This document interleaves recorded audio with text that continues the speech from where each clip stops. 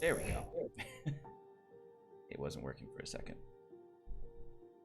Welcome back, everybody, to Advantage in Paradise. It's penultimate episode. Let's jump into the recap.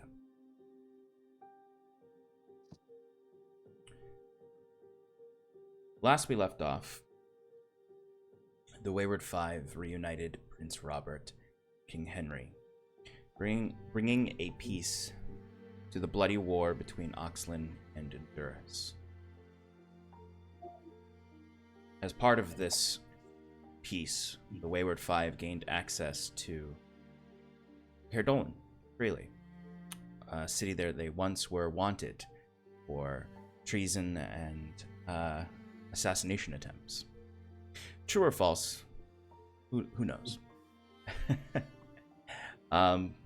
They decided that they were going to go to a place they had once stayed, the late General Aldrich Kinsley's estate, to pick it over for clues, since the last resident of that manor was Thatcher, Scarlet's corrupted brother. In there, they found several different items.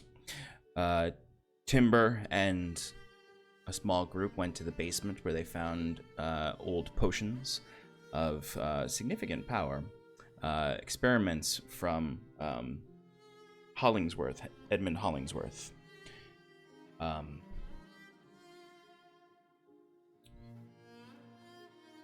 Similarly, upstairs, Curon and Wiswick explored Thatcher's office, where they found some of that, not Thatcher's office, Kinsley's office, where they found some of Thatcher's notes.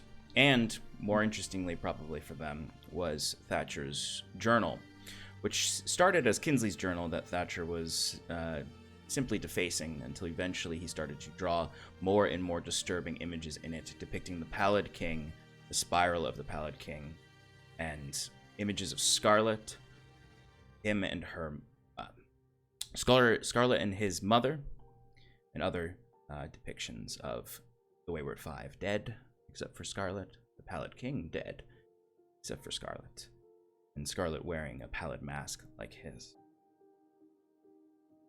Furthermore, in the notes, they found the cult of the worm that Thatcher had been cultivating, seemingly, in Sivia and Zverwold. The same cult that most likely makes up the army that he showed Scarlet. They had hoped that this information might persuade Scarlet to the nature of Thatcher's corruption. But, stalwart, she believes that there's some good left in her twin and that he will, in the end, in some way, help the party.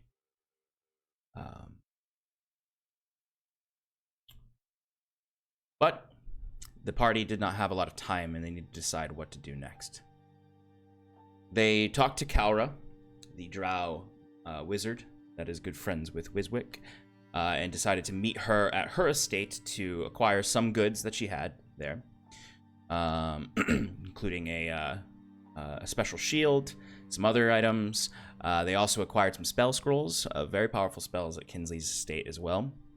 And they also got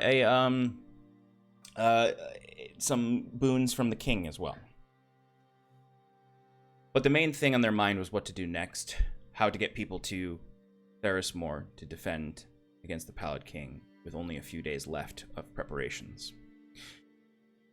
Curon suggested that to ensure they had a full force against the Pallid King, that they should go to Taramran to deal with whatever threat is splitting their focus.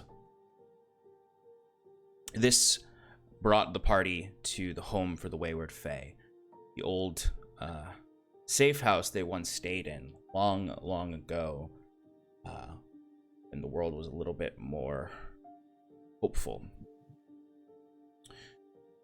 Here, with the power of Ilyuvania, they closed the rift that had opened to the Pallid Feywild.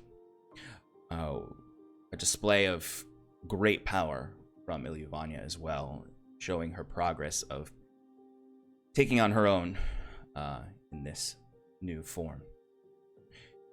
But next they went to hunt for whatever threat was harming Thaeres-Mor. They met Elspeth and Thaeres-Mor. Actually, it was Elspeth and Valen, and split up to follow the tracks for those that they believed were the culprits. And eventually that led them to a wood elf who was stuck, chained to a tree stump in a pond, crying for help. And as they approached, several traps were triggered, and several attacks came from the trees as a pack of wild elves from the Feywild attacked them. Specifically led by one that we've only seen in visions and they've only heard about, named Cosheirn. They took care of the threat, eliminated it, and more importantly, closed the rift that created a backdoor for the Pallid King's forces to come into this world, and allows Thaeres-Mor to focus their efforts into the Wayward Five's goals in the north. Where we left off, Timber was holding in some violent rage as the stories told of who Cosheirn was long ago was a great foe of Lugh, the wild wolf god within Timber. Now, you don't know inherently who Cosheirn is, but Lugh does. Yes, he does. So do Mike and Alex and Shannon. Well, yes. I mean, you all also do know him if you took notes back in the day, because you all heard a story about Cosheirn in the Home for the Wayward Fae. From the home campaign, Sean. I know, but I'm saying that's how you should know it here. Oh.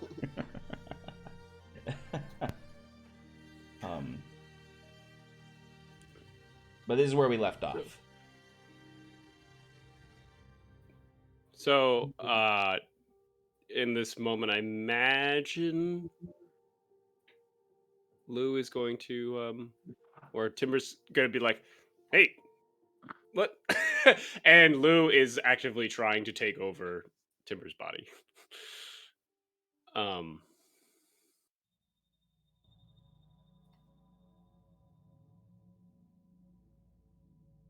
Timber, give me a wisdom saving throw at disadvantage.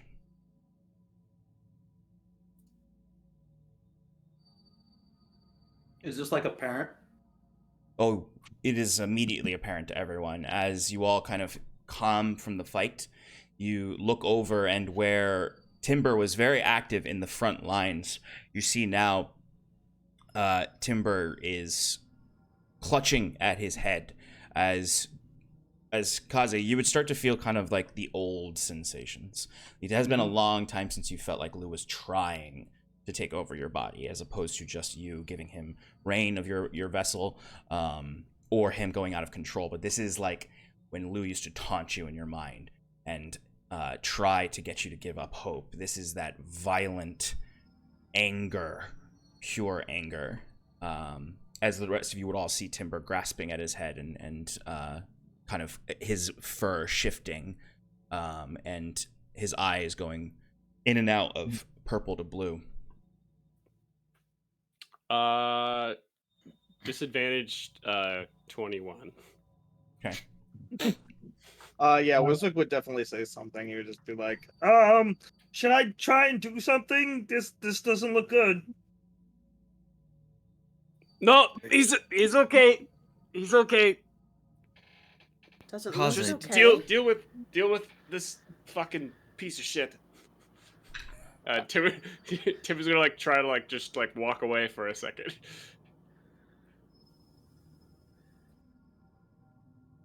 Cosheirn is is like yeah. Killed him. dead, Yeah. right? Oh, okay. Yeah, I killed him Yes. last week. Can I grab his body and then dimension door further away? So I'm further away from Timber? Yes. I mean, yeah. I mean, wait. I fly over to the I body. think it's same size. Or Oh, No. or- It's or less. Technically, one willing creature. yeah. I know. It's I'm corpse. It's well, I'm gonna let you. I I'm would gonna say let you. it's an object at this point. I know, and that's where I was like, kind of where my brain went because the object rules are a little more strict in Dimension Door. Wiswick, how much can you carry? If I'm on a flying carpet, which I am, pretty much, it's a lot. Not asking you how The much weight your of the magic carpet can world. weigh. It's how much can Wiswick carry. I don't know. How do I It's calculate in your. that? It's in your equipment tab. Inventory, equipment. Weight? Huh. No, that's how much I'm holding. Click on Encumbrance. that, and it'll give you your carrying capacity. Yeah. 105 pounds. Yeah. Cosheirn. Let's see. What It's the hell does it say that? Cosheirn. Is too heavy for you to Dimension Door as a dead body. Oh, You can only lift Dimension 100 Door what you can carry with Okay. objects. Timber, give me another wisdom saving throw. Hmm. 15. Kaze, you have this, Kieran says, giving him a little guidance. You've worked with Lugh. Keep it under control.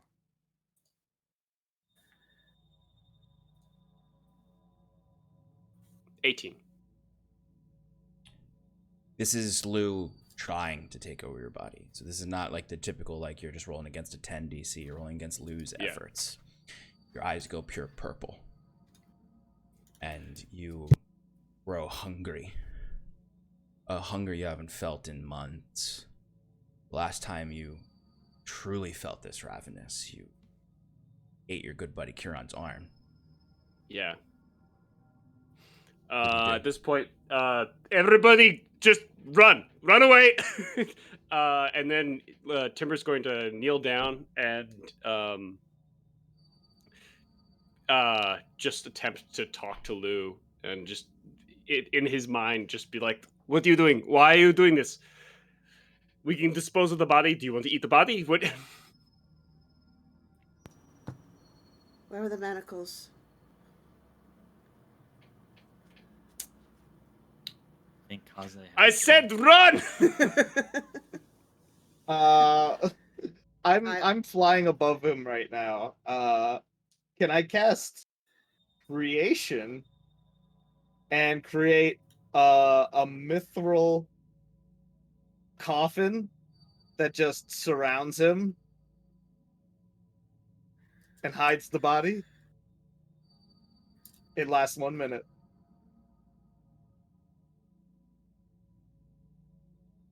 Sean is muted.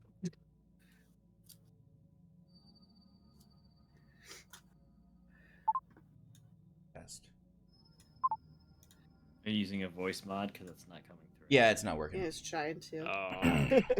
Yeah, I want to try and get the manacles out. Like where Timber has them, I'm gonna try and take them out and put them on. So I'm not listening to. I'm him. sorry. Everyone repeat what I they're d- doing. Because I'm sorry. Yeah. I'm a little. It's okay. I was planning on trying to cast creation to make like sort of a coffin or like a box to keep him or hide the body. And I'm choosing to make it out of mithril, which only lasts 1 minute, but is the toughest material I can make. Yeah, you can definitely do that. Kieran is readying a hold with the Twilight Shroud.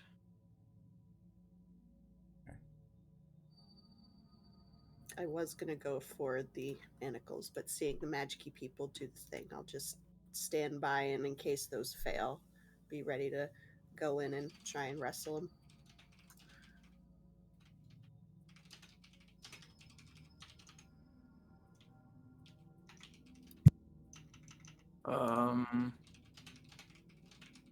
Sarathil will be preparing a force cage.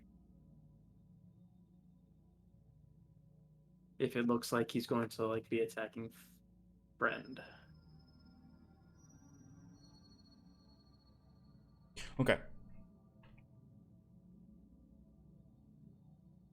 All right, so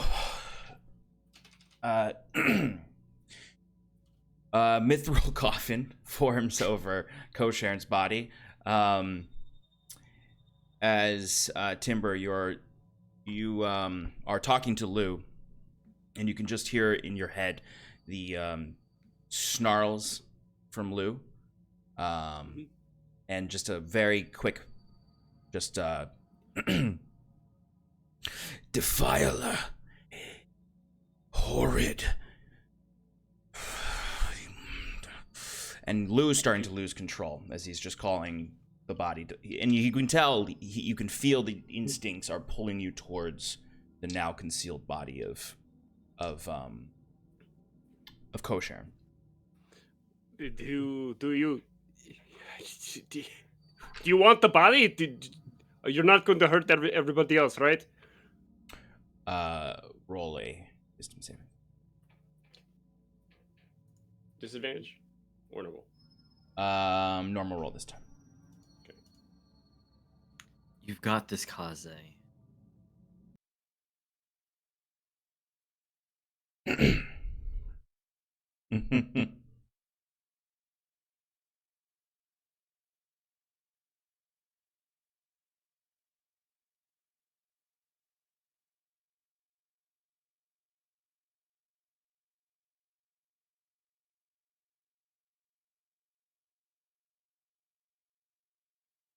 Actually, that was an accident.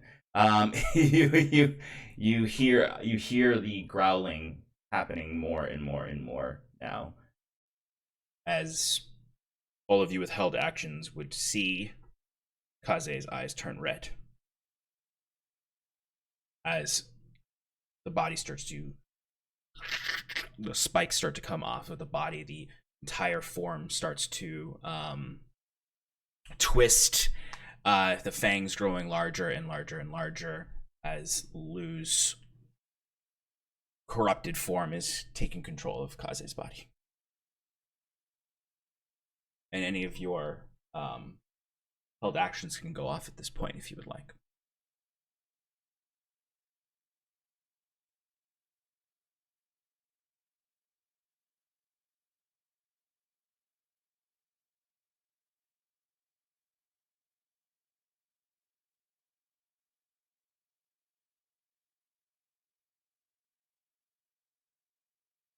Okay, and yeah.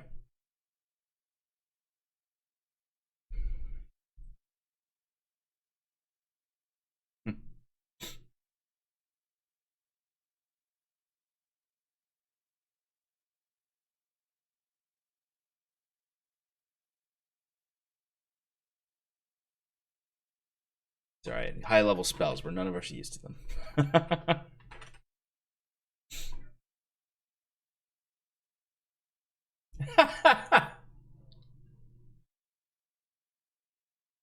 That's only when it tries to teleport.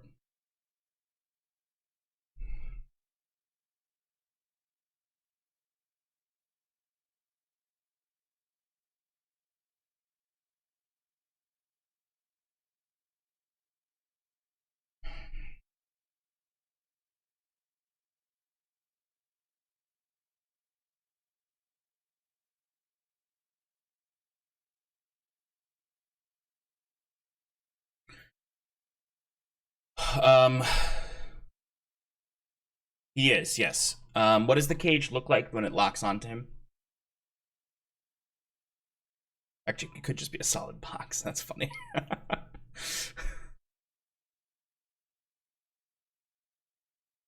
Okay. So I imagine this is the ethereal cage around Lugh at this point. He is thrashing in it right now. What would you all like to do? He is held, though. I mean, horse cage, he can't get out of that.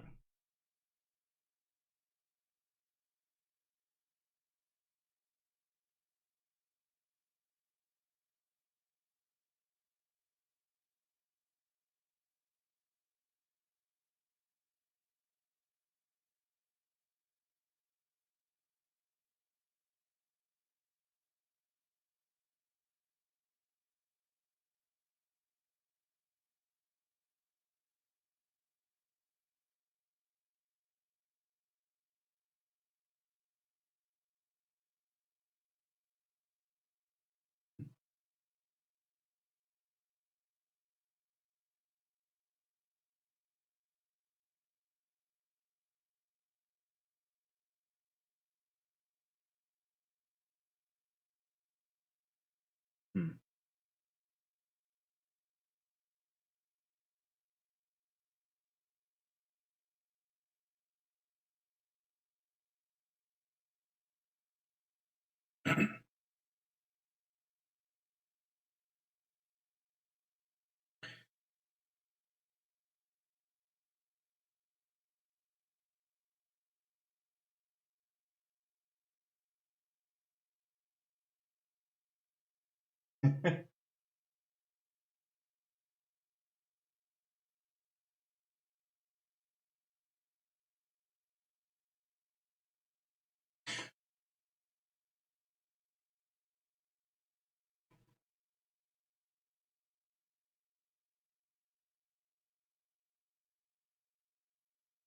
You can see Lugh right now is currently like scratching against the magic of this, attacking, thrashing. I'm gonna test the voice mod one more time. Growling. Growling.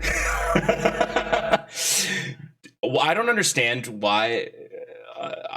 This is not a criticism voice mod. Please sponsor us. But they have a button that's just to turn the voice changer on or off. So I accidentally just had it off, where it just was not. Like the voice changer app was just off for some reason. But no, Lugh is currently growling and pushing against the force cage. Obviously he can't break it necessarily with brute strength potentially at this point yet. But the eye, like he's so angry, and you could hear his jaws snapping jaws, snaws. You can hear his snaws snapping behind the force cage so vigorously that he's bleeding because he's biting his own lips in the process and dragging his nails across the ethereal magic. As you can just hear him saying over and over again, servant of the Pallid One, defiler.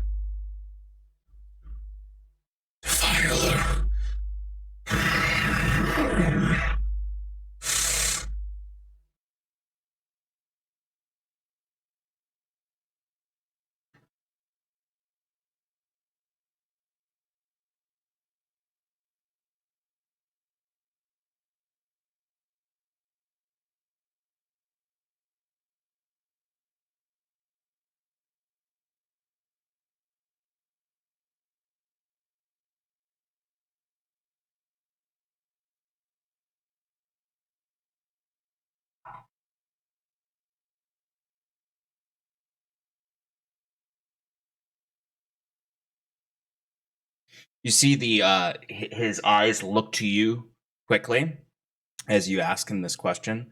For the first time, he's not focused on the body. Cosheirn the Defiler.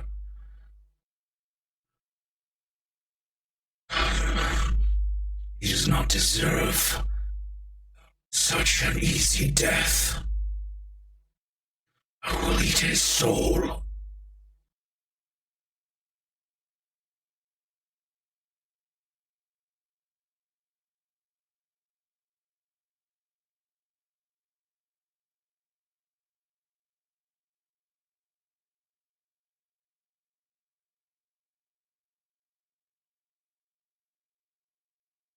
You see he thrashes again against the force cage, and it's definitely not going to shatter, but you can see, like, this is still a god, and Sarathil's force cage just start to cracks start to form across it.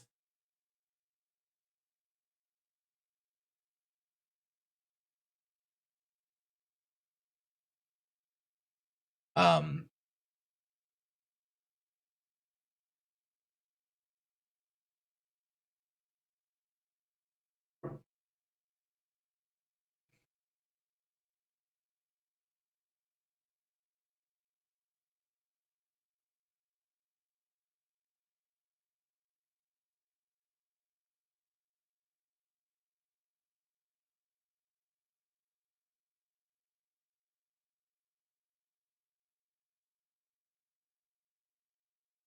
It's like we're.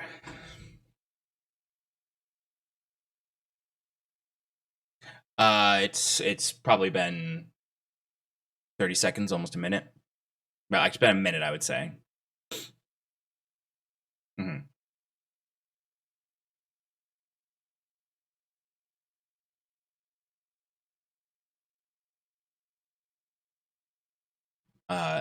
Alex, I'm gonna let you take over Lugh at this point.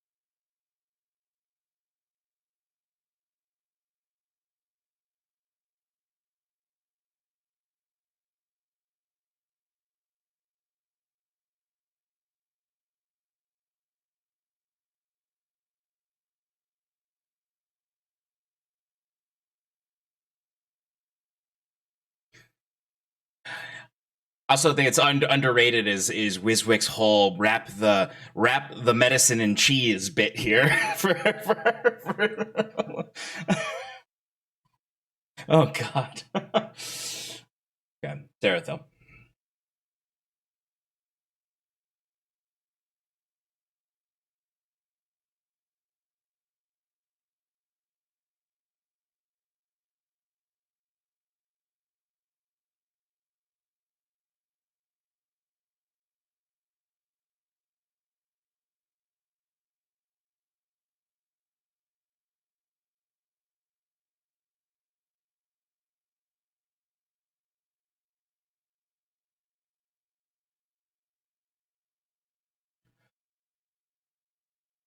You see Lugh right now is kind of like staring at Sarathil now, knowing that Sarathil is the one keeping him held, and you just see like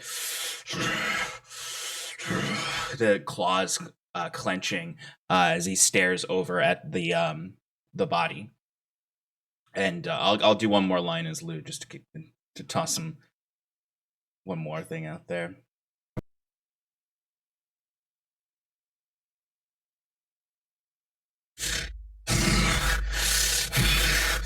He deserves no rest. No, he will die and suffer as much as I please.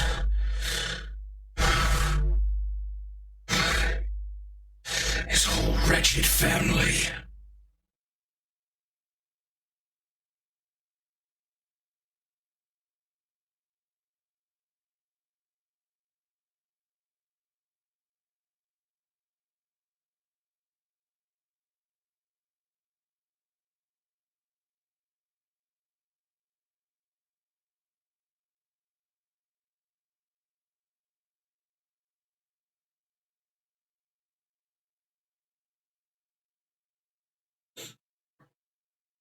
You see Lugh looks to you again quickly.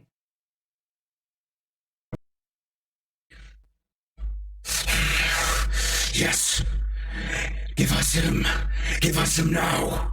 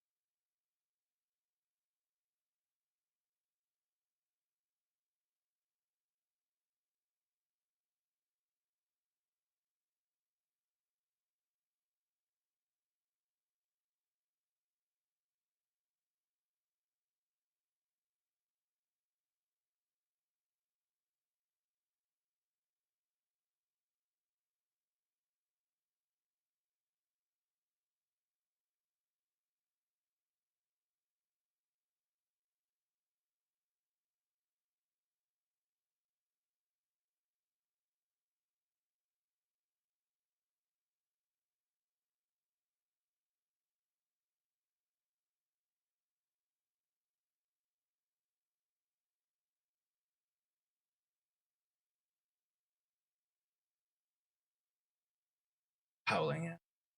Yeah. It's grotesque. It is thousands of years of rage that has built up, and built up, leading to just massacring what's left of the body. Playing with it like a toy, throwing the limbs around, shaking the body, and sure, almost like even like some just purely instinctual, like just like stomping on it as well, pushing down on it, and then kind of, it might kind of recall in your mind, Scarlet, those many, many, many months ago when the Fomorian told you the story of Lugh, and the way that Cosheirn the Defiler murdered everyone in Lugh's life. Every sibling, every friend, and then captured him and tortured him into the monster that is now destroying Cosheirn's body.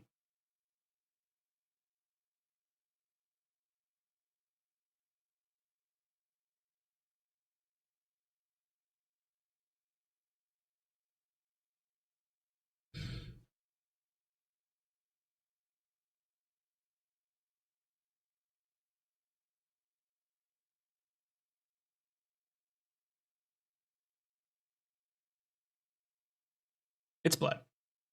Lugh.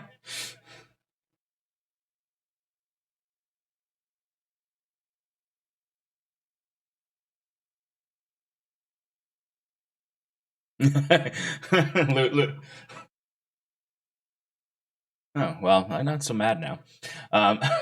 No, Lugh, like you see, Lugh is getting out an excessive amount of energy. Also, for those of you who have fought Lugh before, which is I think everyone, like this form of Lugh is the most bristly, spiky, grown.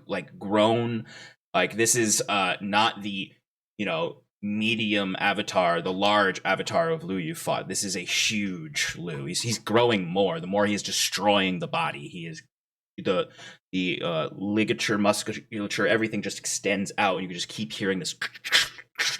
As you see him just like knocks a whole tree down, and then you see like goes and just like flings another one of the wild elves' bodies. Just doesn't rip it apart like Cosheirn, but just bites into it and throws the body across.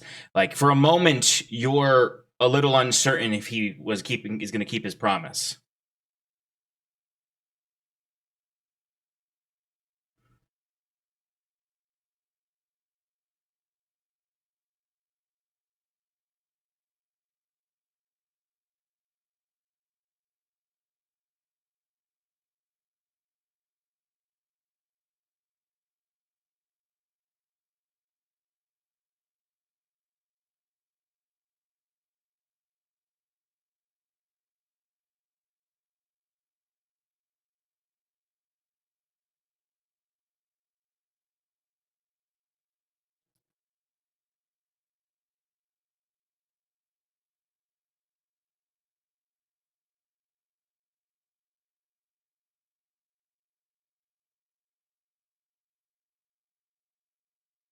Yeah.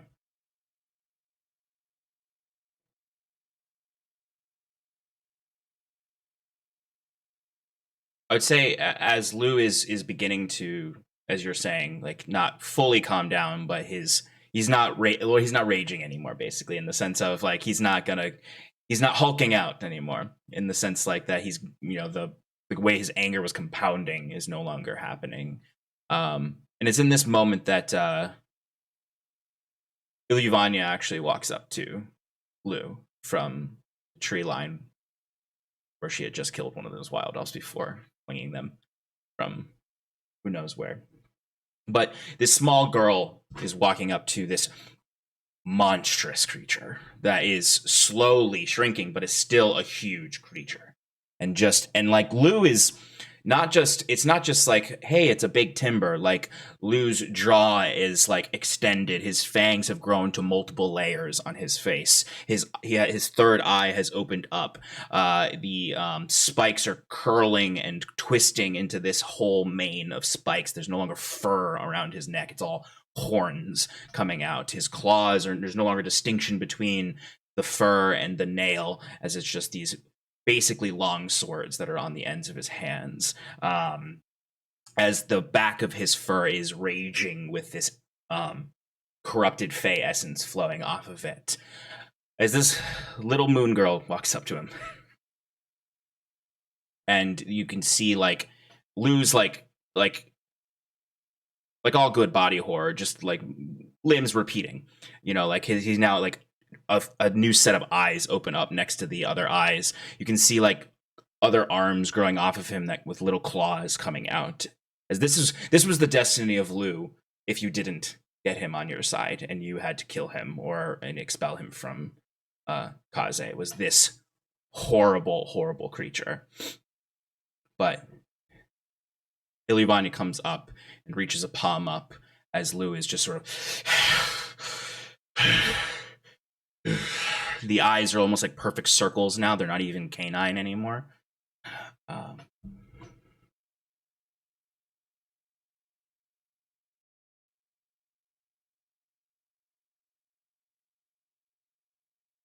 And she says,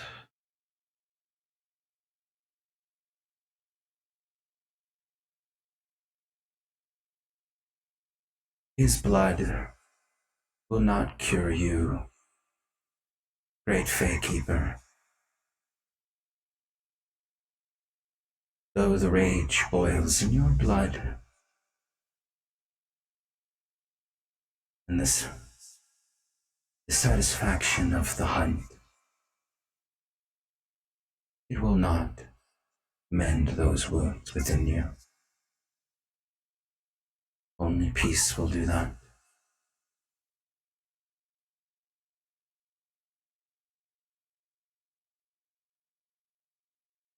Sleep. And as she says sleep, and her hand touches Lugh's chin, everything rapidly retracts back into the body as he slowly shrinks back down into timber.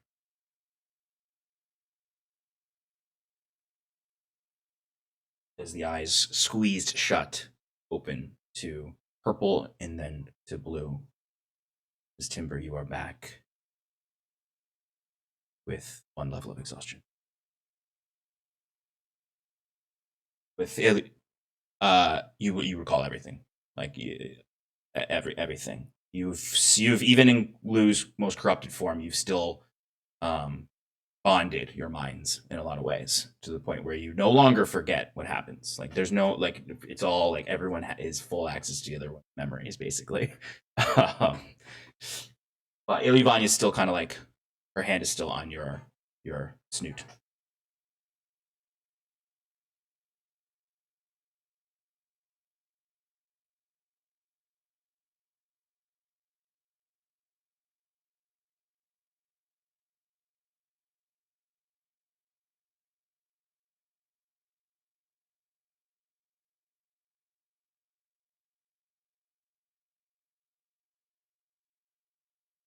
Yeah, because even though Timber's returned, he's still covered in blood, and you still have the irony taste of the foul blood of Cosheirn in your mouth.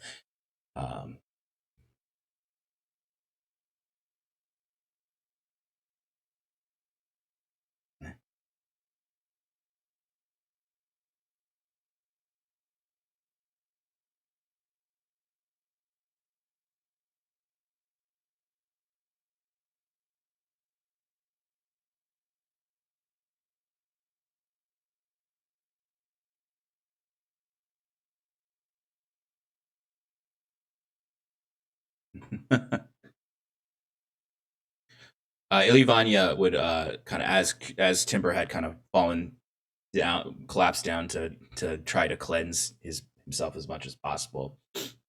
Iluvania would just sort of kneel in the grass with him and if he's pulling up grass to try to cleanse his mouth, she's just pulling up grass and like handing it to you. Like this, she's just like gives you this very wise like, you must rest in peace and this and all, and then she's completely back to eat this grass.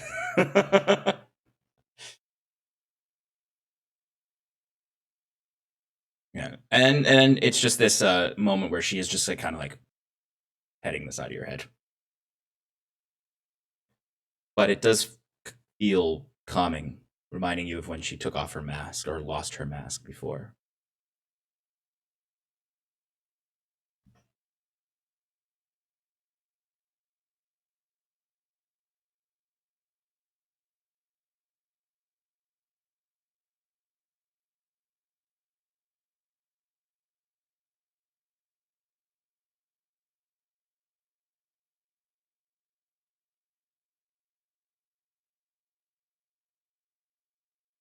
No, you don't. No. I mean, you could try if you wanted to. Try to access his memories. It probably wouldn't be, yeah. I wouldn't say, I would say, yeah, let's not re-traumatize yourself.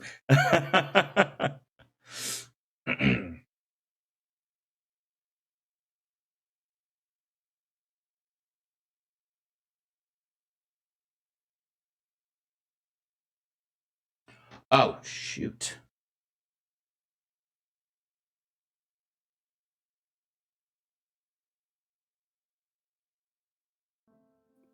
Someone forgot Oh something. no. I messed up the audio. That's okay. Oh, that's good. Thank you, Matt, for letting us know. Thanks, Matt. But they should be able to hear you guys now. Awesome. Yeah, we're They good. could only hear me for that last hour. That's okay. That's All okay. right. I got notes for everything. Literally everything. All right, recap the last hour. No. You're good. I don't- Thanks. I think. Yeah. No. What? Let's just focus on what we're doing next. Where do we need to go?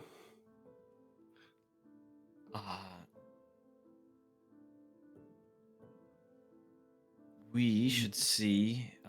Valen, Elspeth, are you there? Hello. I mean, they're not. They went a completely Oh. different direction into the forest. Kieran. I'm sorry, I don't judge you. Kieran's gonna cast Sending to Valen.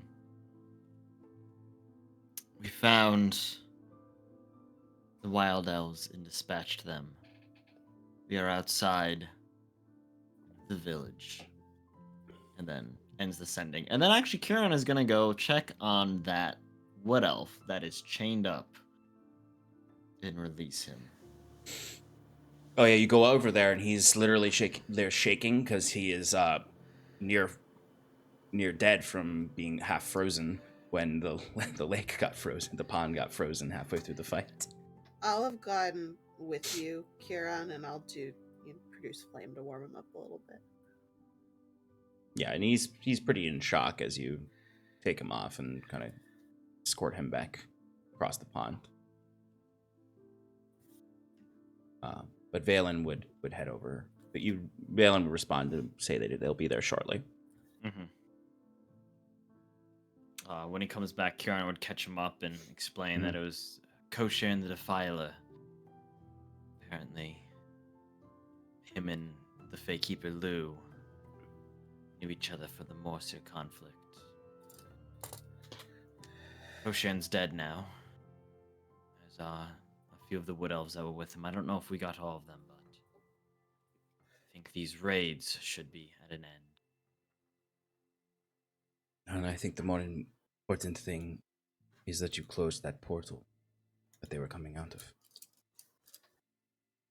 I think you gotta thank Ilyvania for that one, and pretty much, I mean, we were just a little bit of the muscle, but she did all the real work. Kieran leans down to Izuk and goes, "What are you trying to give all the credit to? Are you trying to get in Hood good graces too?" Kieran says, looks away, towards Kaze, who's just with Ilyvania. Jealousy's No, not I'm gonna not- look on you, Kiram. I'm not trying to take your shine, Kieran. Don't worry. If you want, I can make you one of those masks that she's got, so you could be twins. I'm sure she'd like that. It's okay. Yes, Ilyvania was instrumental in closing the portal and assisting in Kaze when Lugh came out. But we must make haste to Thaeres-Mor. When you are able to get back to the communes, inform them of what has happened here. Again, we need all the help we can get to the north. I do believe the communes will be more amenable to sending their full forces. Where do you want us to go? I believe the city would be best. Though, turning to the rest of the group, Kieran will go. We have, I hope, some of the veiled wardens of Elysia guarding the southern pass for the cult's approach. I don't know how large a threat this encroaching army is, but it may behoove us to ensure it does not reach Thaeres-Mor in any capacity. Are you talking about, this is Shannon asking, are you talking about the Thatcher's army? Yes. Okay. So we can either have the Wood Elves meet us at Thaeres-Mor, or join the Veil Wardens to the south and try to cut off that army. That army could be coming to help. It can't. I think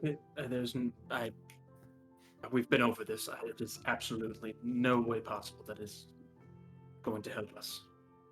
They're an occult ideology that are literally following the Pallid King.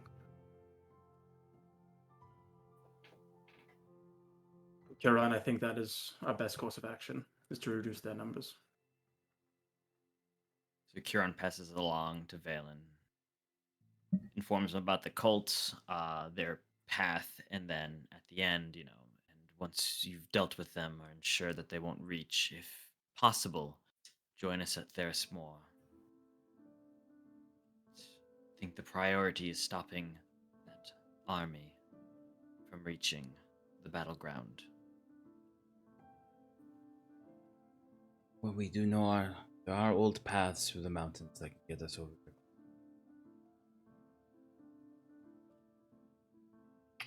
See what we can do.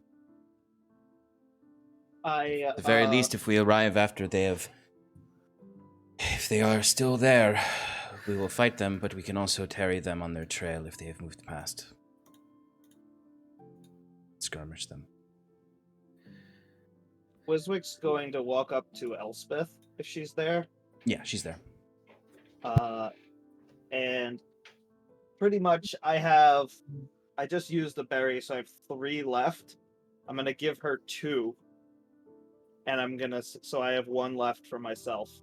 And Okay. I walk up to her and give her both berries and say, "This is a very special divine fruit that we created to combat the Pallid King's hold on people. If you could work with your druids to mass produce this fruit, it will aid greatly in keeping your people safe."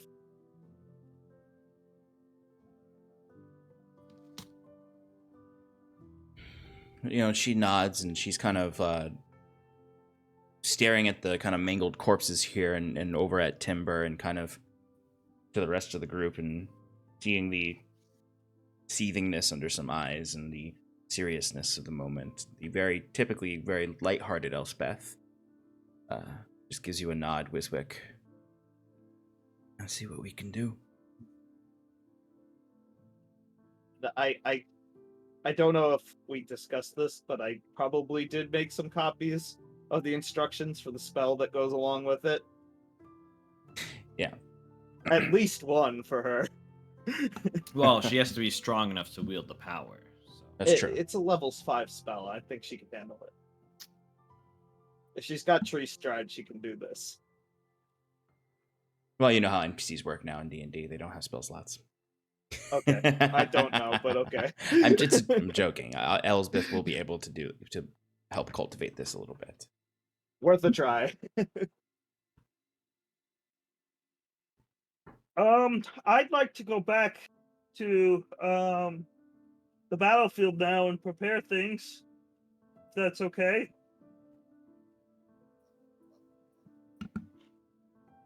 I might need some Yes. time for some spell slots, though. Yes, I think it's best if you or Sarathil can teleport us back to Thaeres-Mor. Can take some time to rest, ready ourselves. You can work your magics. Sarathil and I can maybe produce some more of these berries to aid those that will be fighting directly against the Pallid King. And then 2 days' time, Kieran just looks off to the horizon, empty gaze, as he trails off dramatically. Please make a note of that. Scribe dramatically. I got it.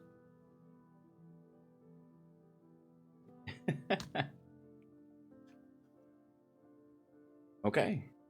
Wiswick, do you have the ability of teleporting us away? I fear I've tapped myself out. Oh, no. Yeah, I mean, give me an hour, and I'll take a quick nap, and then I should be able to replenish enough magical energy to get us there. I mean, unless we're dealing with the nonsense that Sean didn't fix that he said I'm not allowed to use. Take the short rest. Just do a little arcane recovery. If we're resting for an hour before teleporting, I'm gonna say to the rest of the group, I can feel my temper rising. I'm going to take a walk before I say something I regret. Don't follow me. I will be back in 30 minutes. And I stomp off. And I have something I want to do when I'm out of earshot of the group. Okay.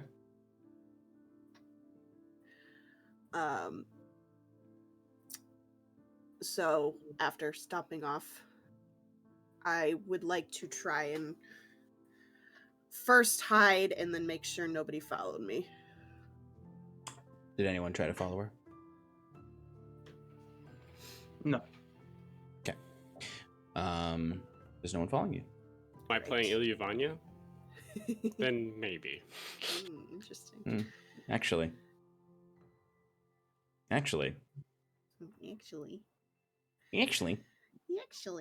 Ilyavanya does actually start following her. Yeah. Now that you say that, Ilyavanya does actually start to follow her. And Alex. And if no one stops her, she does just keeps walking after Scarlet unless Scarlet yells at her or something. She's not hiding. She's just following you. So I looked at... if you don't mind, I'd like to be by myself, please. She stops when you say that. You know, she's probably maybe like 30 feet from you. And she'll just say,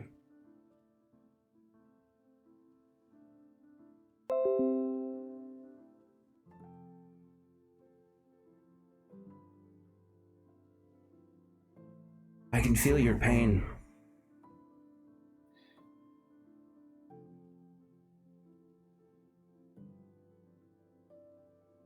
Yeah, it's not great. So I'm going to cool off. Is there anything else that you're going to do? No.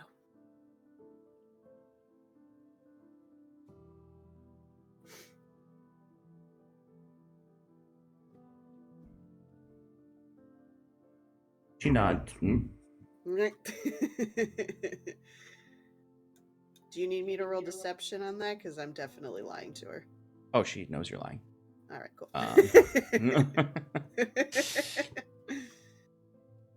The god powers are coming. They're coming. She'll say one last thing and then she'll walk away from you.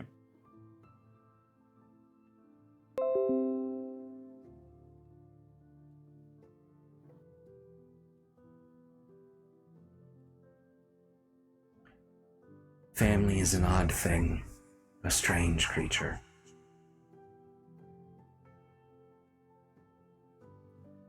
So are friends. Those who are there for you.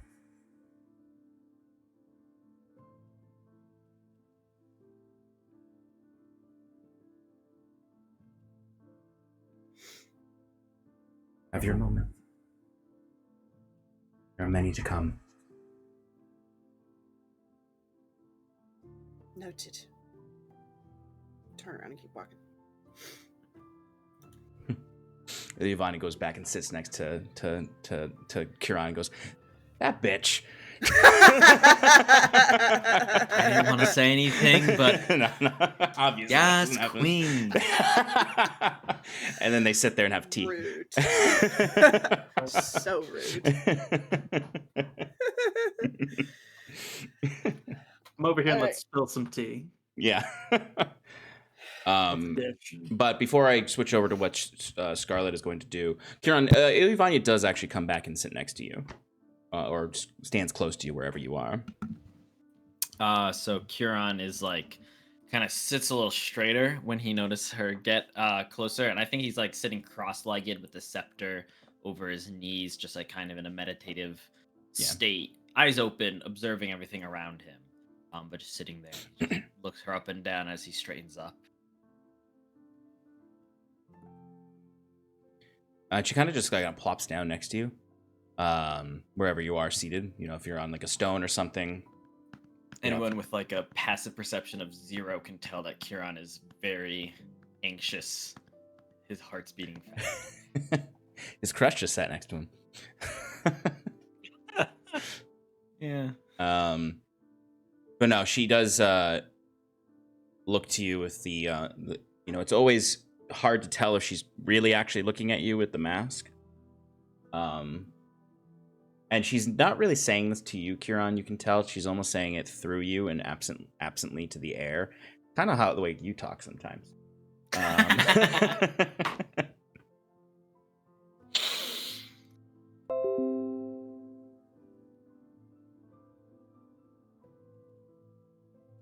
I hear a suffering father weeping across the stars.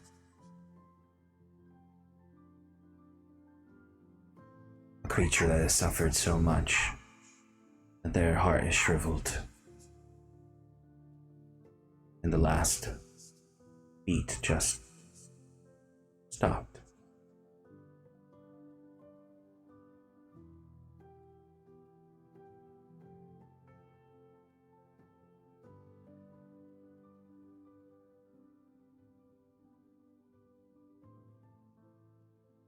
These webs are thick. Entangle all.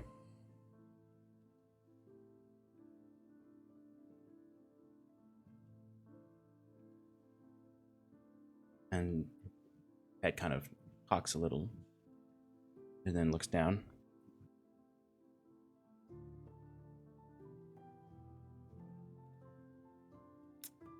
We all let our grief consume us. There would be no one left to untangle those webs.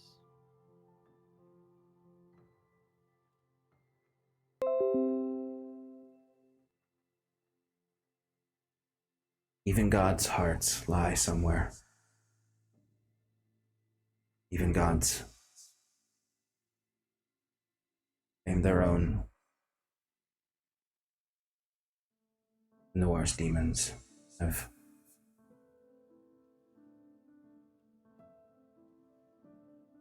family. And she stands up and walks away towards the whatever's left of Cosheirn. You can see Kieran like starts to go, yes, and it's at the call. And You can't quite challenge a god. Their own tongue. she seems to just be gathering Cosheirn's remains, whatever's left of them, and is like reassembling him. Not like magically, like literally just like creating a humanoid shape out of what's left of him. Kieran just observes her as he sits. Question, Scarlet. what the hell she just meant? Yeah. As she gets more godlike, she's gonna become more cryptic.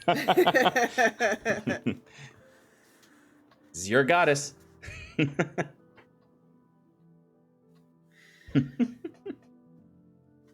Scarlet. Yep.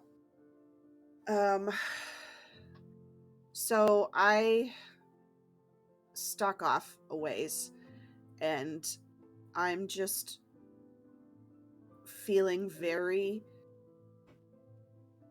confused, conflicted, angry, just a lot of emotions, and probably still riding the adrenaline high from the fight. So I want to find somewhere that's just that's away from the party, but like just a clearing. And I think for a good like 5 minutes, just kind of like take the prongs and like while it's still out and in the whip-like form, just kind of like beat it against the ground, just getting the aggression out, trying to figure out what side she's on right now, and trying to figure out what is the best course of action here. She's really, really, really conflicted and knows that it's coming down to the wire, and especially with what Ilyavanya just said, is particularly those who were there for you, that really got in her head. So just the prongs are going, there's flames everywhere, and little I'm not setting forest on fire, hopefully. There may be a few points where you have to stomp on some flames. Yeah, which helps to get the aggression out. But when I tire myself out, I'll throw the sword down and just sit against a tree, draw my knees up, put my hands in my hair, and use slot number 2 of the Sending. flame. Yep. And to Thatcher, just saying, answer me this. Are you and your army going to fight against the Pallid King?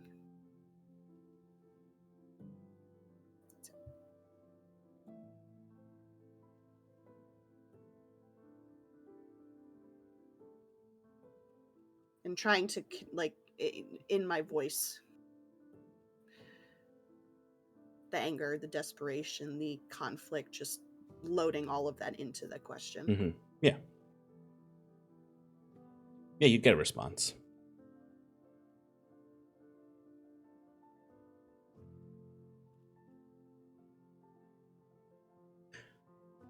I don't think I could stop them now if I tried. Of course, they don't want to fight Pallid King. No, we are not fighting Pallid King. You should know that, Scarlet.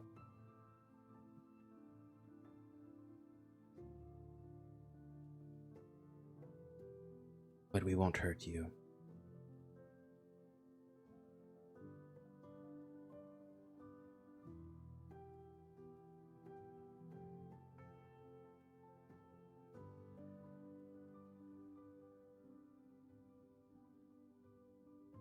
After hearing that response, I'll just grip my hair harder, scream in frustration, and then just kind of fall back onto my back for a couple of minutes, just trying to breathe, and then start crying.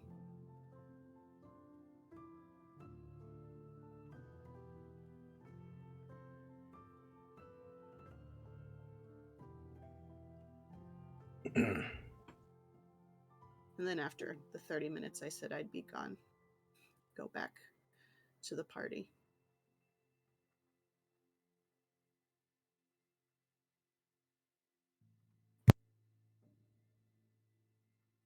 And it's around then that getting close to the short rest ending. Allow me quickly. Just kind of after the Ivania pieced together Cosheirn's body, and as she's kind of like wrapping up, and the form is just like lying there. Sarathil kind of would just like, who's been watching the whole time, slowly approach. Just be like, I heard what he's done. I wonder who he once was. Who may have drawn him into such corruption and ilk. And where might his soul now rest, forever tainted? You see, she's now kind of like, in a grotesque and somewhat kind way, when I say she's piecing things together, she's finding the smallest scrap of Cosheirn left, and you can see she's like someone rebuilding the skull of a fossilized skull. Like she's putting bone fragments into this pseudo head-like shape. Obviously, the head is the least ear part, based on Ase's or Alex's description. And she's kind of like, in a very short amount of time, like created almost a burial spot here in the ways that she's woven local flowers into it as well. And you can see some of the bones have those Agam runes have just appeared on them. No one's watched her etch anything. There's just the things she touches begin to have these things on them. As she would look up to you, Sarathil, after you say this.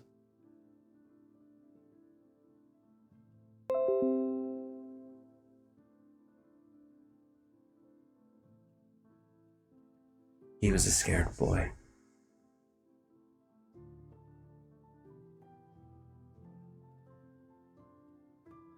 We tried to protect his mother from his father. We led him down this dark path.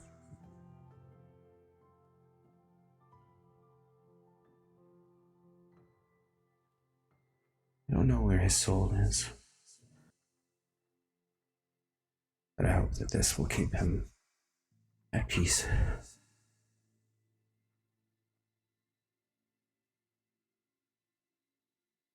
And she like looks, you can really now, like, it's always, like I said, it's hard to tell when she's really looking at you and really talking to you, but there's a distinct moment when, maybe it's just the twist of her head, you can tell she's staring right at you, Sarathil. As she says,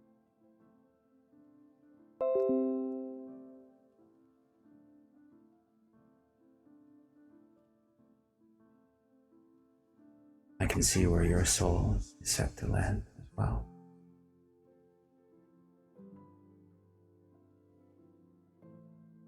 Is this the fate you accept?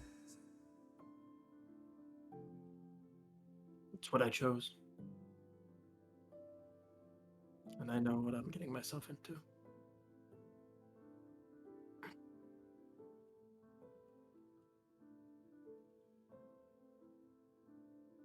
The silhouette of you is filling in, Sarathil. I know that now. I think when this is over, I may have a gift for you.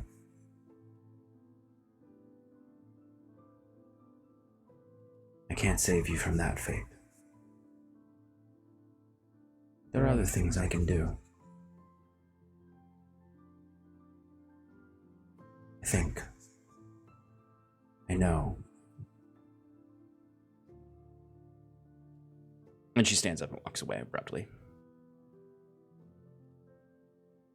As if she's forgotten about the Cosheirn's body entirely at this point. He walks away. Right. Because now it's kind of this horrid display of like this mangled arm that has like the cracked bone of the shoulder. Missing fingers. You see this skull that's really just sort of part of his jaw, and then these bloodied scrambles of skull. The torso, everything's been, lack of a better way of putting it, scooped back in. And then it's one of the legs is attached there. And a horn, one horn, the head as well. All interwoven with these gold and white flowers and woven sticks. Covered in Ogham runes. Okay.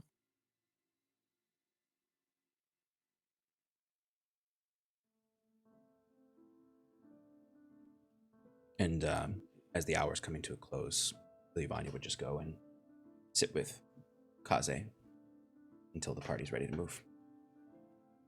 Who's still kind of rocking back and forth. Yeah. Not like as much, but just like. Yeah, it's actually interesting. It's almost in this rapid. She still physically looks like a young girl, but like Ilyavanya's personality is rapidly advancing, and it's almost turned into this. What was once a child with a father figure is now almost like a sibling comforting another.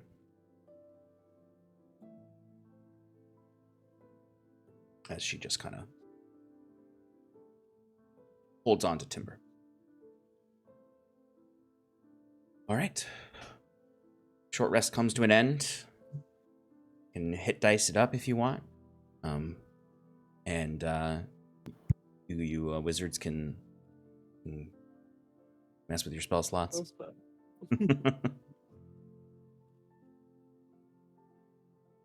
And move forward. Back to Thaeres-Mor. Is that the current plan? That was Wick's plan, yes. So yeah, he's gonna. I think as soon as he's ready, he's gonna message quietly, Scarlet, and just check up on her and say, "Hey, I saw you ran off before. Are you feeling better?"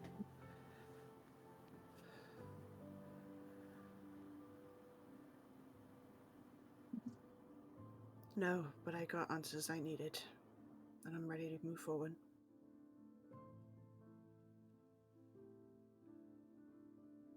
Thank you for asking. No worries. Don't give up hope. We can do this. And yeah, with that, I'm just gonna collect everybody and be like, all right, it's time to head back. Let's do this shit. And whoosh. Whoosh! As you all whoosh back to Thaeres-Mor. You have you grabbed Do we some have a mud, circle right? or something? No, I'm Yeah, pretty I sure grabbed- like you grabbed some, like I'm pretty sure you specifically grabbed some mud before you guys left Thaeres-Mor. I do remember doing that. So go ahead and give me Oh, a D100 roll. Sure. Actually, no, you have an associated object with that swamp, that particular spot of the swamp. I'll roll it. Anyway. It just makes me think of like wizards who then just like keep in their bags of holding like just jars of dirt For from all the places they've like specific spots they've been to. You want to go back to? I got a jar of dirt. The jar Yeah, of dirt. 57. We would be good even if I was. Yeah. If I needed it. Mm-hmm. Okay. So you're all knee deep in the marsh water suddenly. The Yvonne immediately drops down and starts squeezing the mud in her hands again.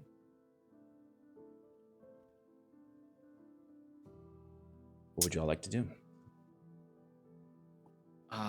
Head towards Thaeres-Mor.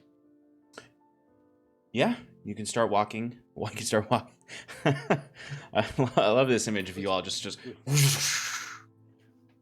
Was like, do you mind if I ride the carpet for a little bit? I just need to Yeah, you can hop on, buddy. There's enough room for two. float for a little. Yeah, I mean, if I had fur like yours, I wouldn't want to be walking around in the swamp either. Yeah. Yeah. Okay. So you begin to head back into Thaeres-Mor, this time using the front door.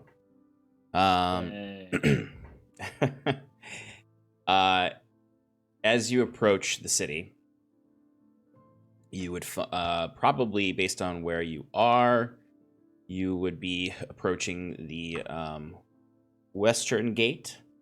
Since you're on one side of the river, towards the awakened byway that leads into the city. You approach and you would find sort of two-way traffic happening. You've got evacuating citizens who are not fit to fight, and like almost like an endless train of people coming in, who you see like farmers with sickles and little wooden shields, and you also see whole units of the Lunar Protectorate who have small villages have spared their a few of their guards. So there's just these several different trains of people coming. You can see it is starting to kind of like slow down, and because it is evening. So eventually this is, these people are just going to they're going to let everyone in. You don't see the Lunar Protectorate guards. You see the crimson color of the or the vermilion color of the Unity, the Enthelion Unity. They have their own. They've basically stationed their own guards now. As you can see, they are investigating every single person that comes in. You can see magical detect magics going off, all sorts of things to investigate every single person who passes into Thaeres-Mor. They've spread even for they've in the short amount of time that you've been gone, they've sent their mages to Thaeres-Mor. They're not only in control of Sarathil right now. Any sign of Glomum and Talray? Yes, I mean it'd be pretty easy to see Glomung's presence, as Glomung is kind of flying in the sky above Thaeres-Mor. Seemingly, you can actually see like what Glomung's doing is like anytime there seems to be a weakness in the barrier created by Noldegra, you can see Glomung using this kind of like breath weapon there that seems to almost help restabilize it or pull, kind of reverse some of the damage happening to it. As you can also see, amongst the folks helping the refugees leave, which there's not that many left. There's more people coming in than leaving now. You may see Talray fluttering by. Yeah, Wiswick's going to go to the party and say, well, I've got some preparations I'd like to, I guess, prepare. I need to get into the center of town. I'm going to work my way around and try and make this place a little bit more defendable. Maybe you can get in touch with Talray and perhaps have him, warn people that I'm going to be doing some work, some remodeling. I'll start speaking with the Protectorate mages and ensure everyone is made aware of this. See If you where- could, if you could have any of them start mass producing the Wiswick berries, that would be very helpful. I'll make some space for them. I could try to instruct some folks for that. I'll go with you, Kieran.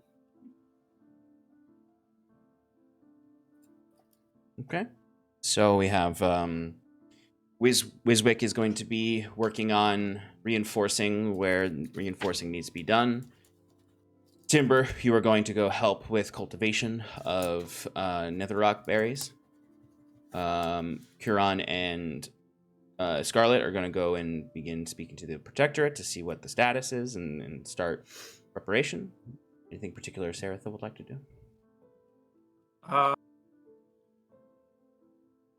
Are there, like, I guess, areas where mages would be readying themselves for a fight and I can be, like, assisting in creating, I don't know, like, magical items or potions or something? Yeah. I mean, truthfully, at this point, guys, to transition kind of into these last 2 days that you have, whatever you want to do to prepare. You know, there's not necessarily going to be people like tomorrow is going to be when there's going to be like people arriving. Like you're Right. gonna have like the armies arrive from the south through teleportation means, like, and then they're gonna be doing their own prep and analysis until the final day you have, where all the leaders of the said armies will probably meet to coordinate what they need. And you can do as much or as little as you want within that, since you all are not necessarily battle tacticians, and more so a Yeah. I'm I would gonna- actually- forces. Oh, I mean, do you want to go first? Because I have a few things I want to. yeah. out. I'll just. This is a quick checklist. When with Sarathil, after helping cultivate the berries, what Timber would like to do is over the next 2 days, Mhm. try to run like mass producing potions. So work with Sarathil to make a stable version of like the war potion that Kinsley was trying to make in his basement. I see. And try to give that to Basement as many potion. basement potion, yeah, which is essentially just haste, but It is just haste. Actually, yeah, that's actually a good point. Yeah, I'll mention that. Before you leave, Timber, I will head to the local apothecary. These potions that we found would be very valuable if we're able to replicate, hopefully in a short amount of time. I can get started there trying to deconstruct the magical components of them, but I could use your help with the acquiring of materials and knowing exactly what to mix. understood. We can get in contact with Raphael, and we can streamline goods in. Felix? No. Yes, we have means of supply chain for this. So this is a perfect example of a thing that you I think is a good idea, like kind of a thing you can do over the next 2 days. Basically, what I'm gonna say is you can try anything you want over the next 2 days for reinforcing, and it'll be a skill challenge type of thing where if you successfully create a potion mass production site, then like the army will be stronger. Your army will have a benefit there. You will also have a benefit there. To give you kind of a sneak peek at what's coming, your forces are going to have like their 100%. They're going to have their hit points, so to speak. That is just the percentage of their capacity, their capability. The enemies will have theirs as well. The things you do will decrease that. So things like every single soldier has a healing potion in their pocket. Suddenly, that's a buff.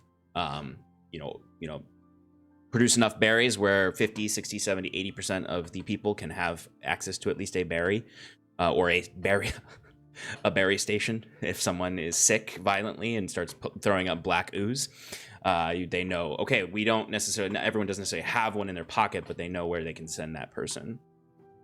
And then when shit hits the fan, things may happen where it's like, okay, and it's where you get to choose. This is where, like, when you're not doing a like specific objective, like oh, we're defending X spot, or we're trying to get X to X, or we're going after whatever.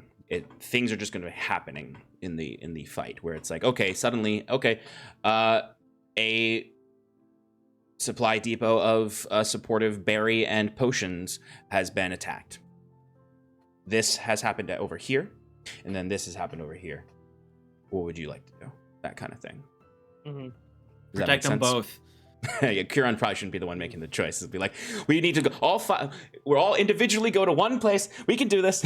And we all die in some god bespoke corner of that field. Separated from each other. But what I think this is a good time to go on a quick break. We get back. You can clarify what you want to do. Rest for this evening. And the next day we'll start with any rolls for any preparation kind of stuff. Roger. Let me do the giveaway. There's a giveaway. There's a giveaway. That Sean did not forget about. I did forget about it. Yep, that's what I saw. I could see it You on your watched me face very that close you were ready. to... I did. I watched you very, very, very, very, very closely. Giveaway is a completely uncut video of this broadcast where we have the audio. No, So you can no. hear it. Nope. The super Nope. secret audio. Nope.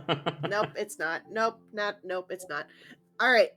It's What a the giveaway towel. is. What the giveaway is. We'll do one now, and we'll do one at the end of tonight's game, and we'll do them both again next week as well for our last session. If you enter hashtag ooze in the chat, OOZE, you will be entered for a chance to win a bundle of Hyperions. Is that how you say that? Nope. Did I Yeah. spell that right? Mm. Hyperion. Hyperion. Yeah, it's Hyperion. No, that's correct. Oh, unless you... Okay. It might be I- Hyperion or something like Yeah, that. I think it is. I think I fucked up the spelling. I will fix that. But anyway, hashtag Shannon. ooze for a bundle. It was right in something.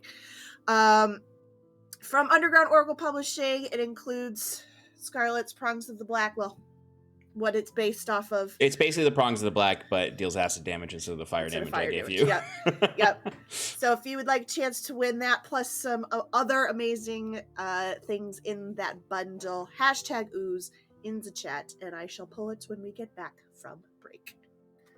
Yep, and the Hyperon or Hyperion bundles, they are all like clusters of homebrew weapons that and items that they've made over at Underground Oracle, and they're very good. They're well balanced. They're play tested, and are a lot of fun. So go ahead and enter hashtag ooze into chat, and we will pull that when we get back. All right, see y'all in 5 or 10 minutes. Oh no, how do I do this again?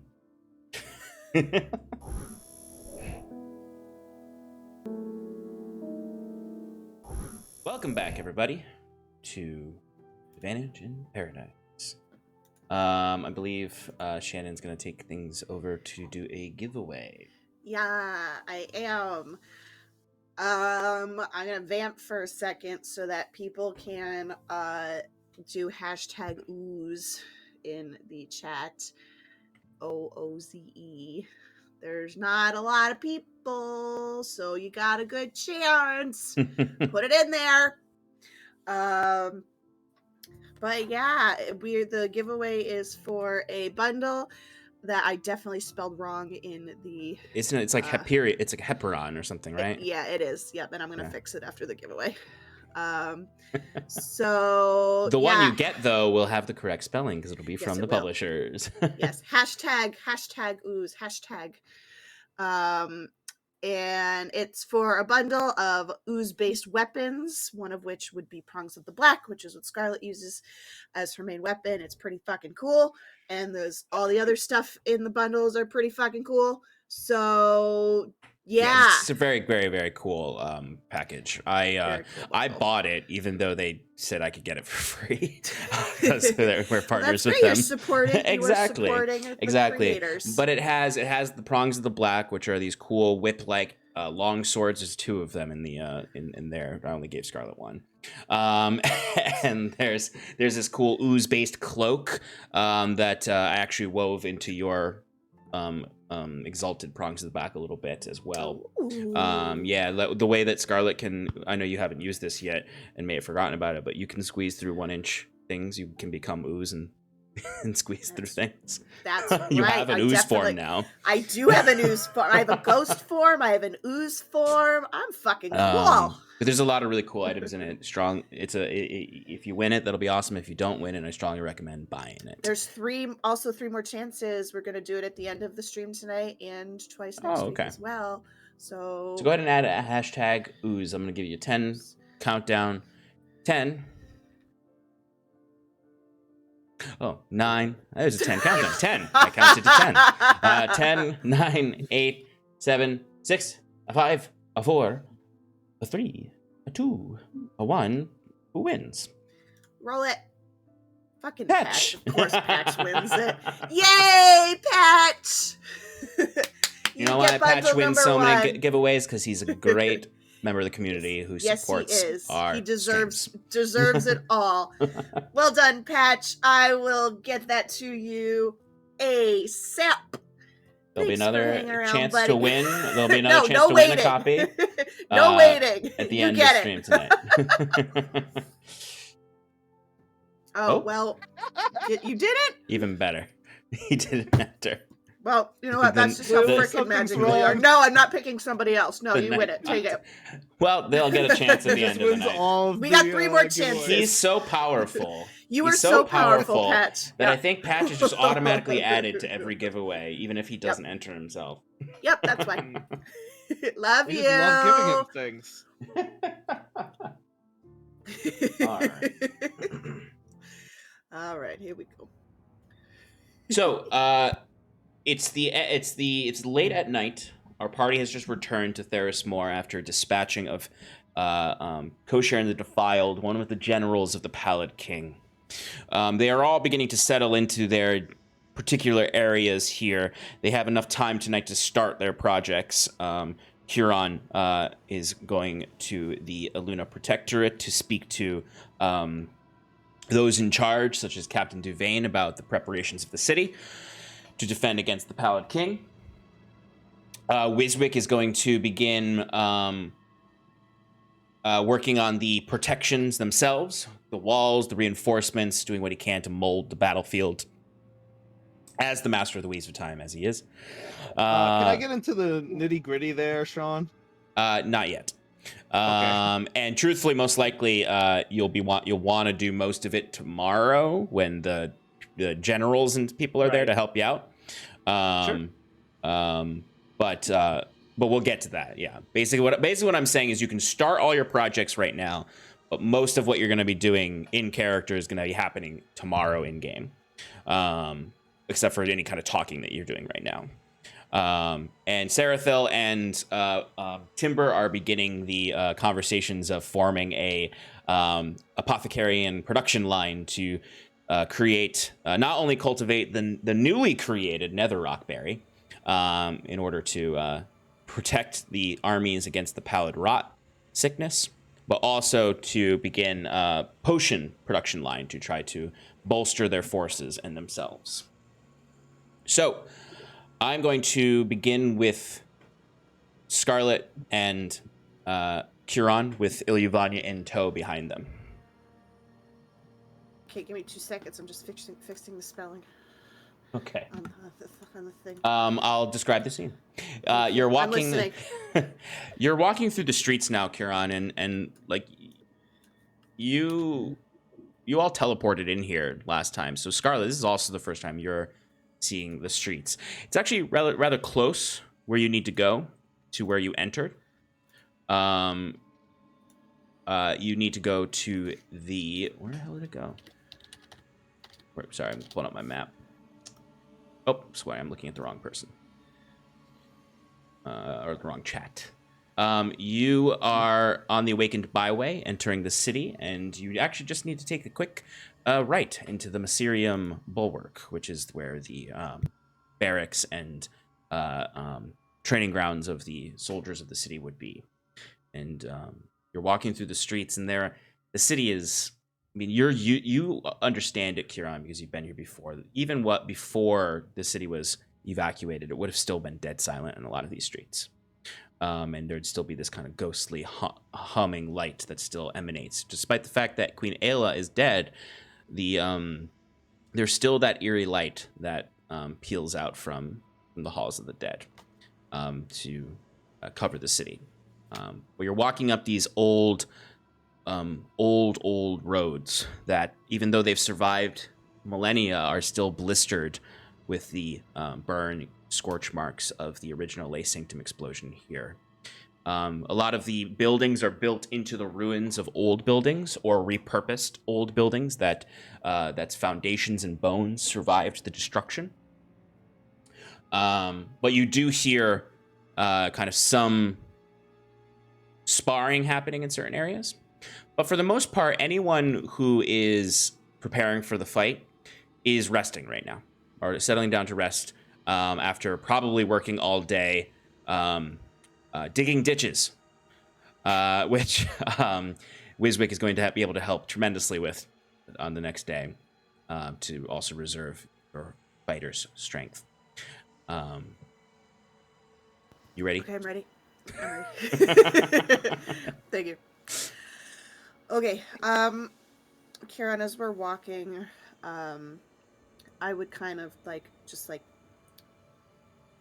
put a hand on your arm, and just, if you look over when I do that, you'll see that I'm kind of just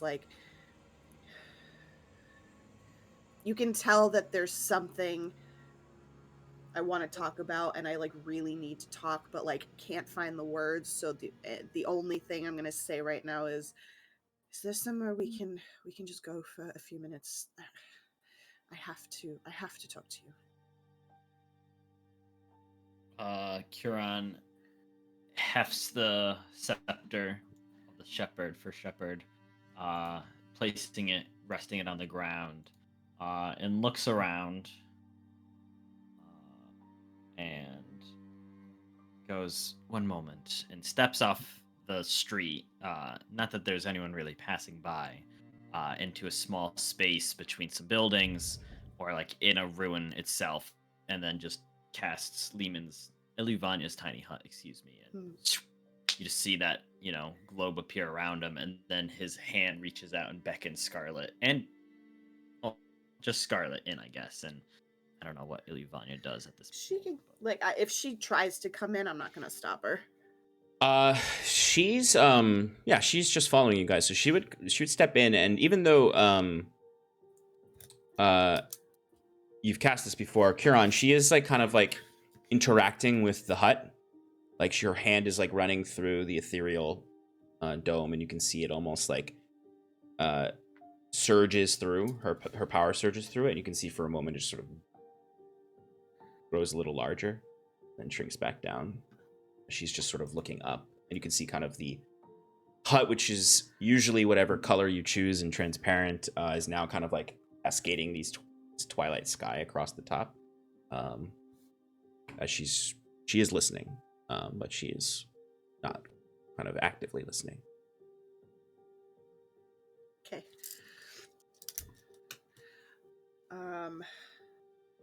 So I'll step in, and I'm gonna pace back and forth this the length of the hut, just the entire time as I'm gonna say what I'm about to say.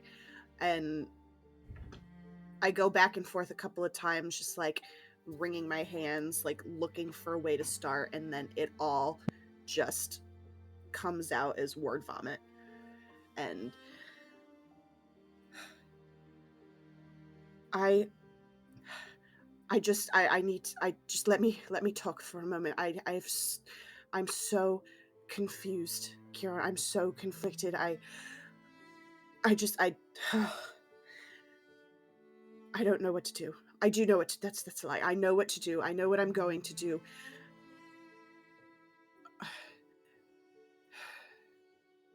I know that army is not going to fight with us. I know that.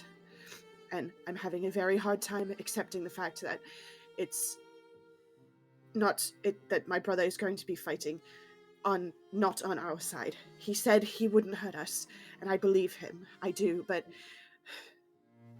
it's just more forces that are against us, and I warned him, Kieran, the other night. I did. I told him that there would be people coming to look for him, so he's expecting it, and now I think I may have just put people in danger, and I can't get past the fact that this is going to be probably the last time that I see him, and he might die, I might die, and we're not going to be a family anymore, and I don't even remember.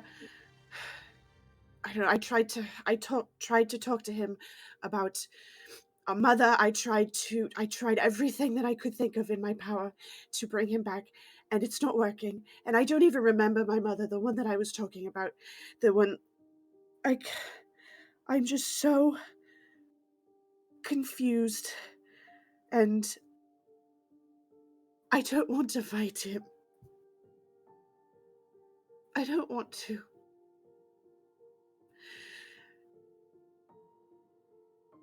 I'm sorry, Scarlet. This whole time, Kieran's just been like leaning heavily onto the scepter, using it to basically hold up most of his weight. And he's still holding on to it as he just kind of looks to the ground, shaking his head.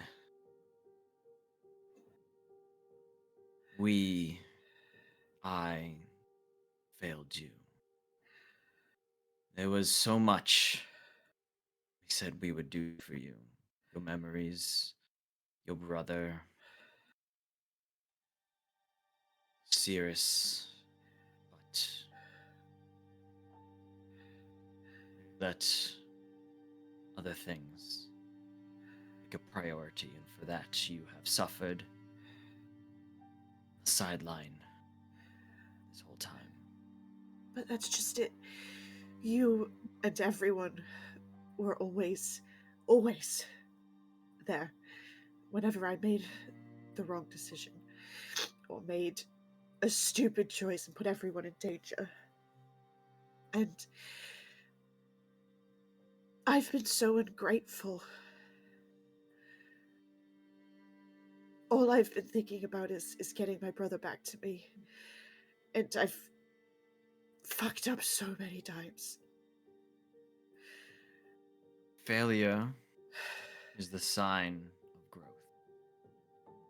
And I would be remiss to say if I did not wish to see you to continue to grow every day that we travel together. I wish that we could see success in your story for this coming fight, and it may be yet that we do see the success.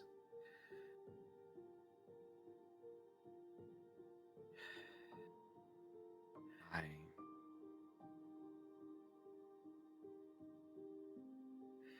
don't want to give you false hope, Scarlet.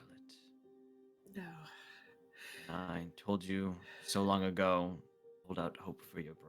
I said that because I thought that there was something we can do. But every day as we chased the corruption of the Pallid King, I only saw your brother as too far gone. I wished to stem the corruption, hold it back, cut it out from where it had already rooted. It was an impossible task. Because of that, we did not do what you had asked us since we first came together, since you first confided in us. In a hut just like this one, I believe. That you were looking for your lost brother. And that's why we headed to Oranshire under Kinsley's protection. We missed our opportunity then, and again later. And we continued to miss those chances to help you. The one thing you had always asked of us. So I am sorry. But know this. Even in death, you will still find him. For if there is that good in him that you see, and I believe you when you say you see good in him still, his soul will find its way. If we cut out the rot of the Pallid King, it will ensure his soul's safety, passing on to the next life. I hope so. I know so, Scarlet. Believe me when I say that this is the moment we've all been waiting for. Better or for worse, everything we've done leads to this. When we finally vanquish Pallid King, if your brother still lives, I swear an oath to you, Rowan, we will find Reese within him, free his mortal soul. I would like that very much. But I know you had said to hold out the hope. But I think I've accepted that it's gone. But I don't want to accept it. I don't want to. I know. Kieran pulls her into an embrace and says, I only wish for you to accept it so when it comes down to it, and you meet him on the field of battle, it is not your life that is lost. It's all I wish. For continued survival. You've always been there. I'm sorry for standing in the way. You were never in the way, Rowan. I put you on the side. That's not what friends should do.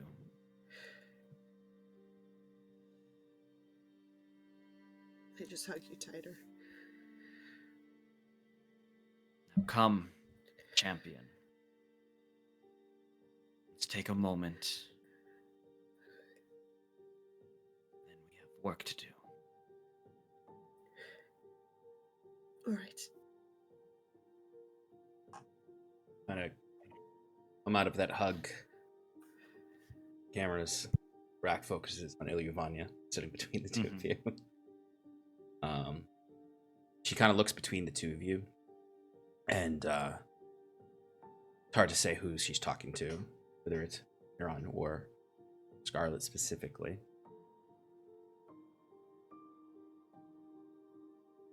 But she says,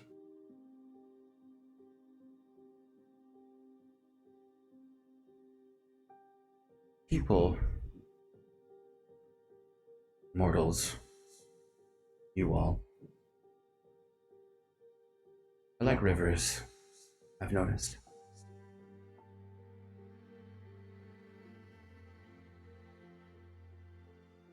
Take this how you will. The rivers don't flow back up the mountain.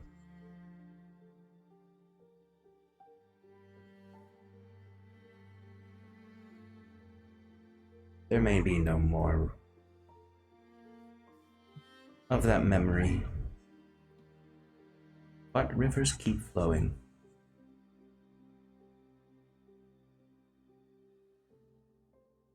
You mortals put too much pressure on yourselves to reverse the river. Climb mountains in the ways you shouldn't.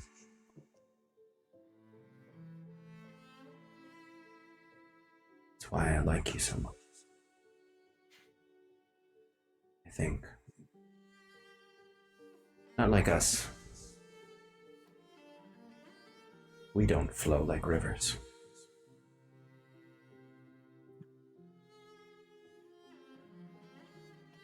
And she has these lucid moments that seem to come to her that she then kind of snaps out of and returns back to this more childlike state. But Turning to Scarlet, Kieran kind of whispers under his breath, but knows it doesn't really matter, and goes, "See what I've been dealing with. Longest time, it's these riddles." You know, you weren't always so straightforward yourself. I learned from the best. Kieran says, looking over at Iluvania. My words are not that cryptic. I guess I'm just not smart enough then. You need to take a literature class. I need my diadem of intelligence back. Yeah, that's right. Yeah, Kieran's understanding of metaphor has sank ever since he gave that up. Wait, rivers, are that like mountains? Is that like obstacles on our path? After Iluvania, finishes what she's saying, I'll just kind of like, take a step back and wipe my face and kind of like just shake my hands out and, all right, what's next? We must speak with the Luna Protectorate and the Anthillian Unity. Just warn them about Wiswick, truly. And then I wish to take Iluvania to the pools. See if we can't banish the last of the Pallid King's corruption. Right, we should probably tell them, or tell whoever's going to be looking out for that Thatcher's army. We should tell them about it too. Good call. Okay. So it's easy enough to find Captain Vane and Thelion Unity representatives here. Mm-hmm. You find the kind of main fort in this region, and you have basically can walk in anywhere these days. End game credentials, yeah, I mean, a lot of people are resting. There's not exactly like a meeting going on right now that you can walk in on. People are resting or in their own individual quarters planning or having one-on-one conversations, but you can find the people you need to talk to, let them know what you need to them. Yeah, and I would have Duvain warn the Veiled Wardens, if possible, of the cult's knowledge and of the coming Wood Elf reinforcements. Yeah, she's capable of getting that message across to them. And she's kind of taken on, like, she was an important person before, but she's like really, you can see when you meet her, when you find her, she's one of the people who's actually talking to someone else. You can find her actually with Ulamo, as the two of them are talking about exactly what you're talking about. Like, it's like, hey, look, we're all part of this group of people who have nothing else better to do than to talk about how to save the world. Right. What'll we do when we win? But you find them like sharing a drink in Captain Duvain's office. You might even walk in and they might even actually be engaging a little bit of flirtatious dialogue that quickly ends when you walk in. Enjoying each other's company? That's good. Legend of recent history and new rising legend, I should think, Kieran says, giving a nod to Captain Duvain. Yeah, she would immediately welcome you and Scarlet in, and she starts to pour a drink for you, Kieran, Captain Duvain, and then you watch as she just over-pours the drink, as it just starts to pour out of the sides, as she's just staring at Iluvania. Captain. Oh. Spilled a little. Oh, that's way too much for you. I'm sorry. Yes. It's just the story spread fast, Huron, and I was not expecting to bear visage the Crescentheart tonight. You see, Billy Vine just holds a hand out like this from behind Scarlet, waving at Captain Duvain.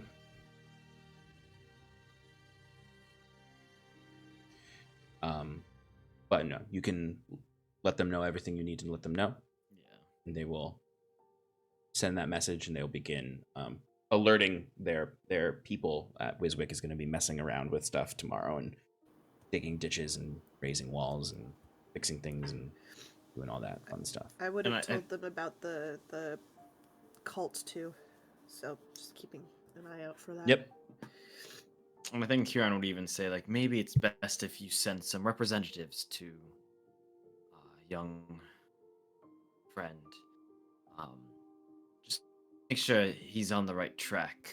He has some very ingenious, but occasionally, I think, somewhat convoluted plans that he can get buried into when sometimes a simple wall will suffice. Certainly. We have our own engineers and builders on many projects. I'm sure they will. But anything else that you will need? Not at the moment. We travel now to Halls of the Dead. Clean up the last of Ayla's mistakes. Yes. Last few guards we had posted on the doors there. Well, I began to hear voices in their heads and kept our distance since you left. Also, have you seen or spoken with the little Drake Gloman or his representative Talray recently? Yes. He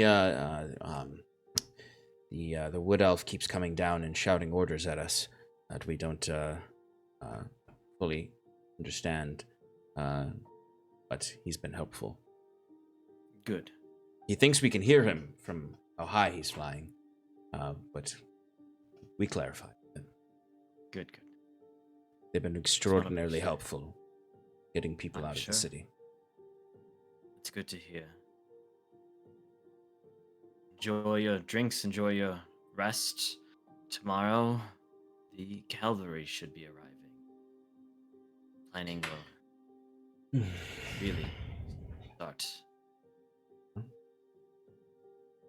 They nod and kind of cheers to you, Billy Vine. Scarlet, as you can proceed upward the city.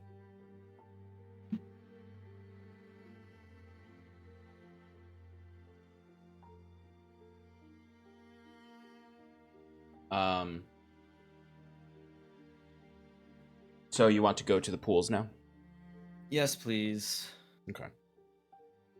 Is that where I am too, or That would be the center, so you'd probably meet up with Wiswick at this point. Because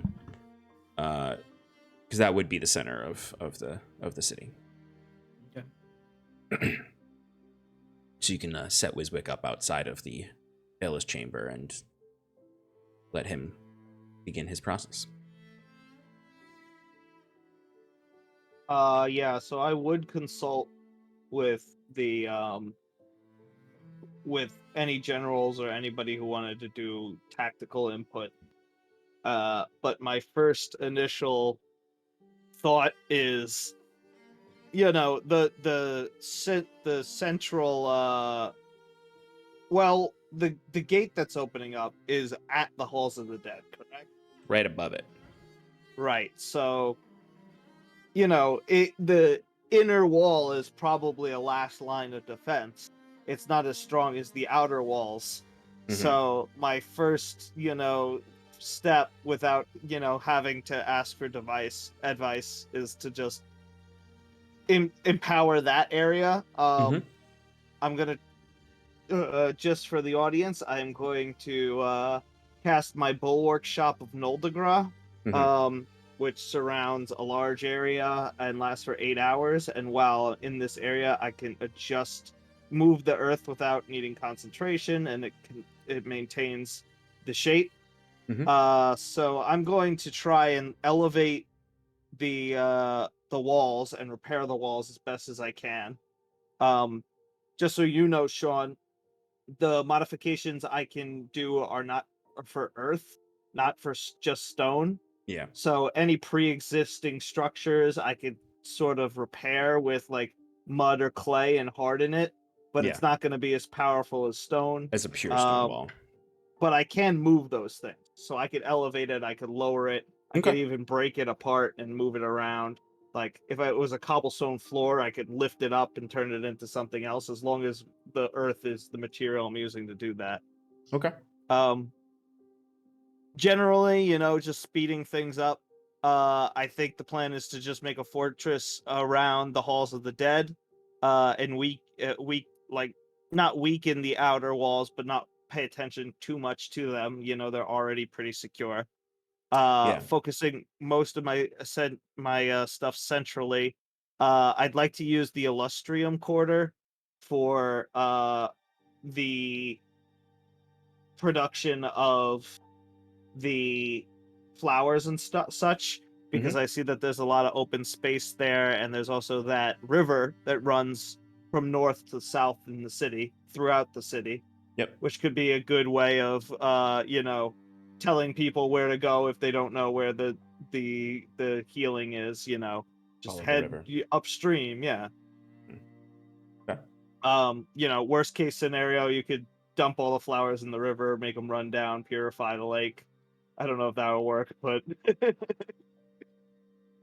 yeah, I figured that's the most open area, so that's where it'll probably be safest, because there's some large buildings you could hide in.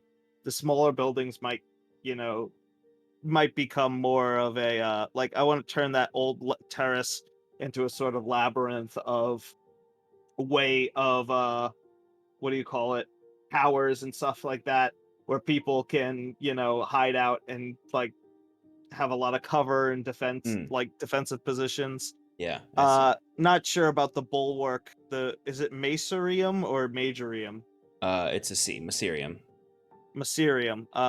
Yeah, the Macerium bulwark, I'm assuming, is defensive already, so I don't think there's much I can do to improve that.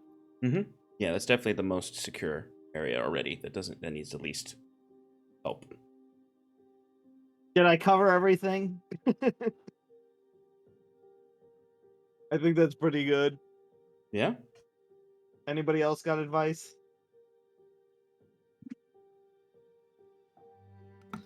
No, I think you pretty much covered it.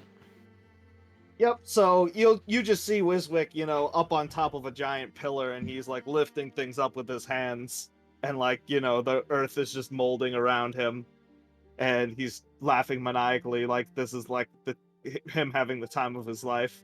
That's the height of Wiswick's power. Oh, yeah, I'd say in tonight's, one last thing, Sean. Go ahead. I want to leave a 20-foot by 20-foot space just open where there's nothing. Somewhere close by.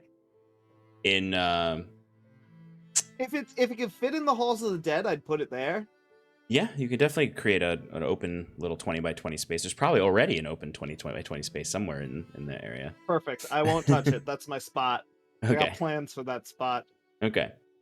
I would say the mostly what you can get done in the evening before the morning is the reinforcing of the halls of the dead, and then you would be able to, in the morning, still within the 8 hours, mold the outer area to how you see fit. Great. Okay. Kieran and Scarlet, you can enter into the halls of the dead now with Ilyavanya. Okay. Swerve.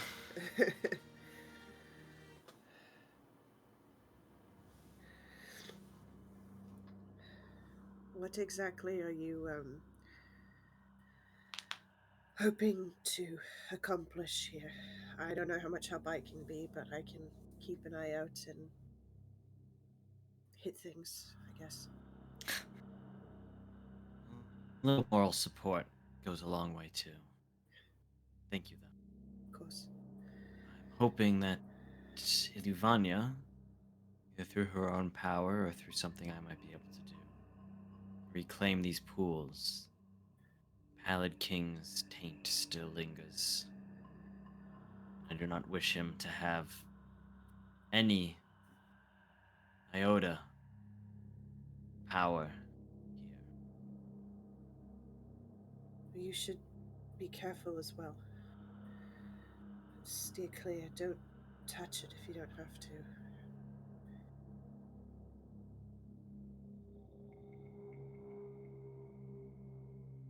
So, you walk in the large double gates that Kieran you walked in long ago when you first arrived here.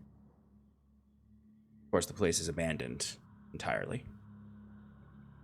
Not ransacked at all, because anyone who approaches it, it's just a feeling.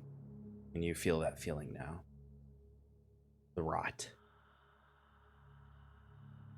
You follow the light that bleeds through this whole place from the pools.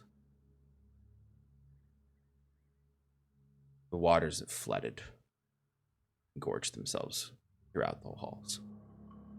You find a point where you step in and you fall for a second into water. It comes up to your knees. You know you're in the extension of the pool now. And you can even see when you step in where the ripples that come off of your leg in the water. At the edge of your leg, you just see these little ethereal hands that are very tiny, like the size of a finger, but it's a whole hand that just dissipates as it tries to grab at your legs. You feel heavy sinking of your heart as you walk in this water, like the light is draining and any hope is draining from you the longer you're in the water. Can So I use Kieran Produce Flame to kind of just like hold it down, see if that keeps any of the hands at bay? You see the hands reach. They almost form into a larger one that reaches for your flame and snuffs it out Gross. entirely. It didn't work. Do you feel cold, Scarlet? I don't like feeling cold. Remember, the Pallid King can steal your magic, use it against you. Hopefully, The entire hallway is filled with sickly yellow produced flames. Sorry. it's okay. Kieran is going to, even though he just said that, use his own spell to cast Dispel Evil and Good on himself. Okay.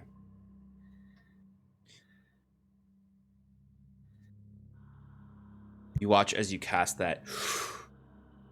You see some of the water starts to move away from you. Doesn't drain the water, but the hands no longer grasp at you, and you feel kind of a sensation of warmth come back to you. He kind of motions to Scarlet and pulls her close and says, "Stay close to me. Crescentheart, are you okay?" Kieran says, turning to Iluvania. She looks the youngest she's looked since you. She looks the most like nervous and unsure of herself, and small, as she's only a couple feet behind you in the water. Kieran Her light holds- has dimmed, even like her like natural lunar ambience has dimmed. Kieran will hold out a hand towards her, She'll take your hand. and then looking at her in the water that I assume is kind of closer to her waist, ask, "May I?" indicating that he wishes to like pick her up. She's very quick to reach for you. Like she is dependent on you at this point in here. So Kieran hefts her up, and holding onto Scarlet as well, will wade forward towards where he remembers the edge of the pool proper. Mm-hmm. As your feet slosh through the water,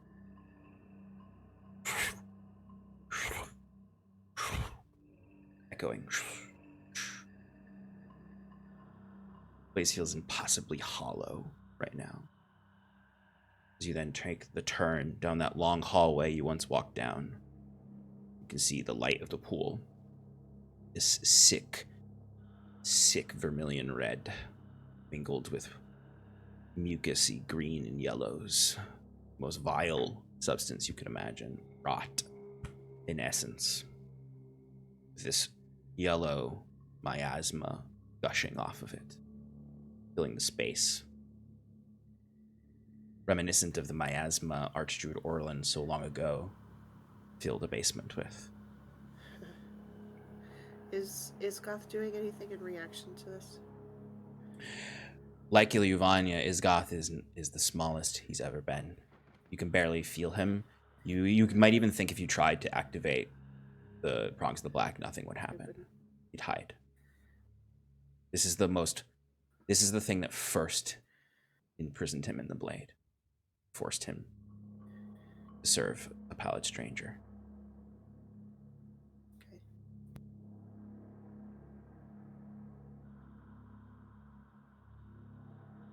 You approach into the halls. You can kind of your gaze turns upward, and it almost puts you into vertigo, where you almost lose your balance as you look up the impossibly tall tower of the Citadel Hollow.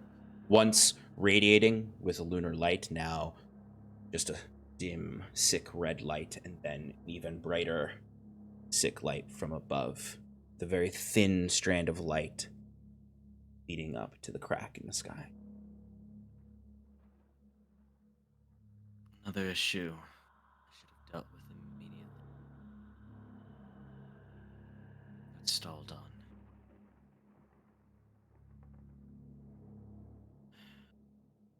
Crescentheart, do you feel you have the strength to purge the pallid rot from this place? Or shall I act in your stead? She's actually she's staring at the pool right now, as best you can tell.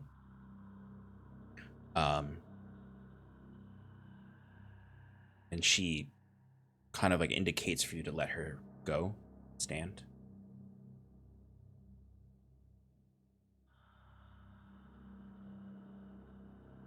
But she doesn't let go of your hand. So she's basically giving you a half answer, like, I'll do this, but don't leave my side. Yeah. Is the feeling you get as she squeezes your hand. If she doesn't need her hand, I'll take her other hand so that she's got two people. Yeah, especially because the water is pretty high up on her small body.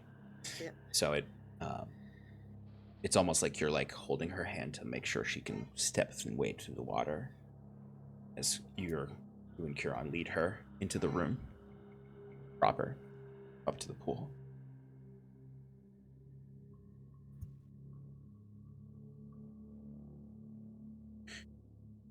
You both give me wisdom saving throws.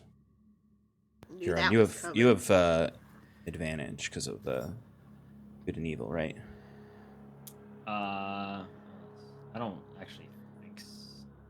Because you're casting protection from good and evil on you, right? I'm just casting Dispel Evil and Good. I thought that. Oh, you're right. They only have. They have disadvantage on attack rolls. Okay.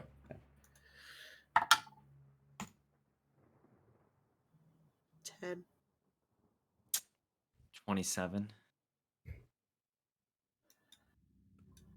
Scarlet.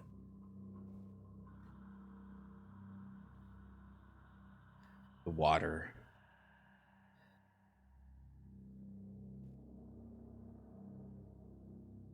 terrifies you. You see the little hands reaching up your leg.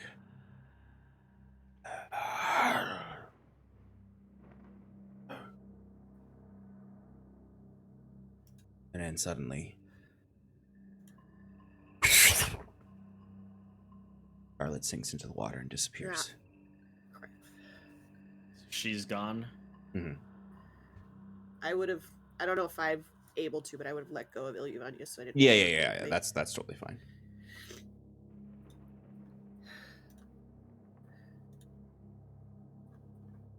And then, Huron, on the other side of the room, Scarlet, you feel yourself like pushed up, but you feel like you're it's not that you're like swimming or anything. You've just been like you disappeared for a moment, and you wake up and you're completely covered in this rot.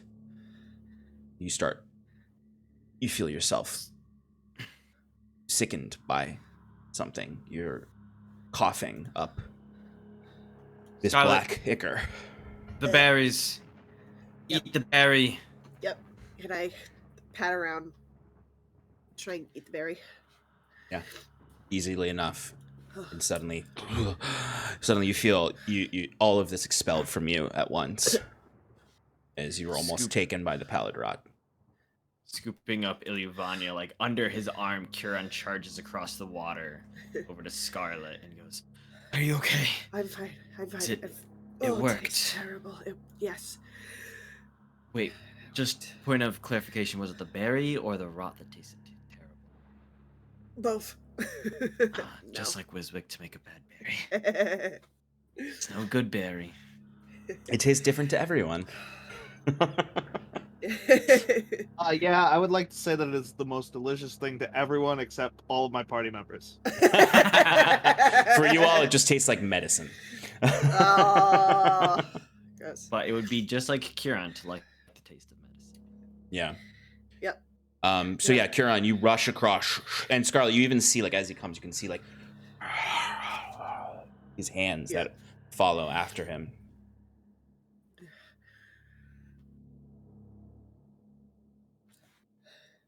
Need resolve in here.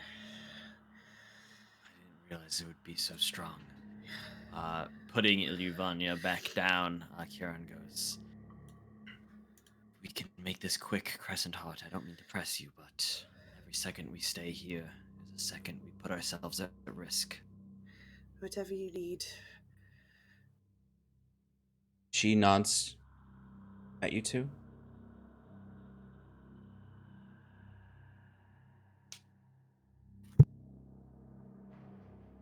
And says,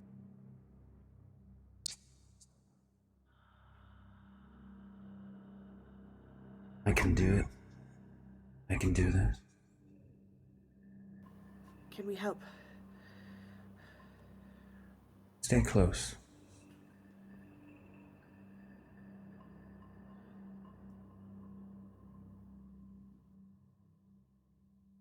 Don't go too far.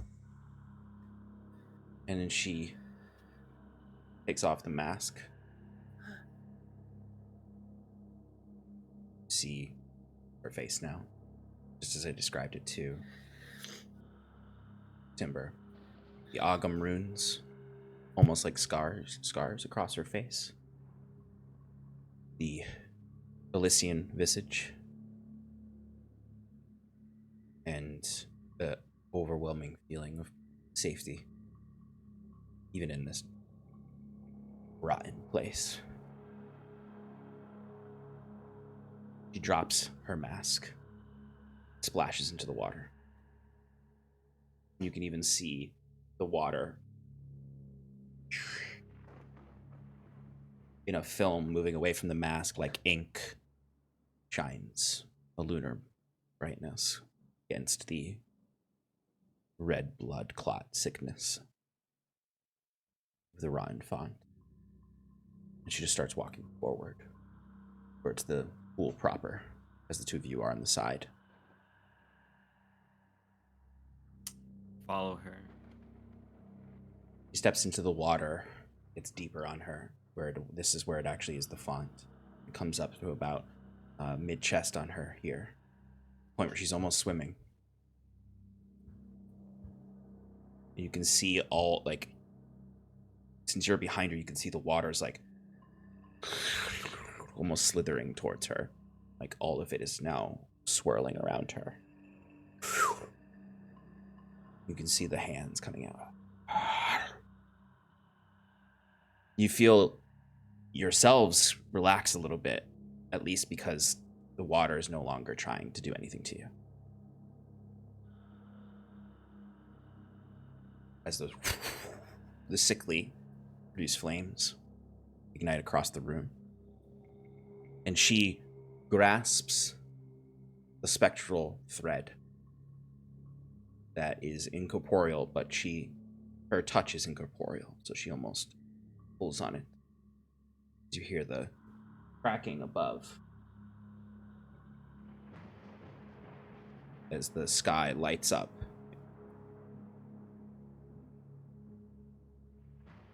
She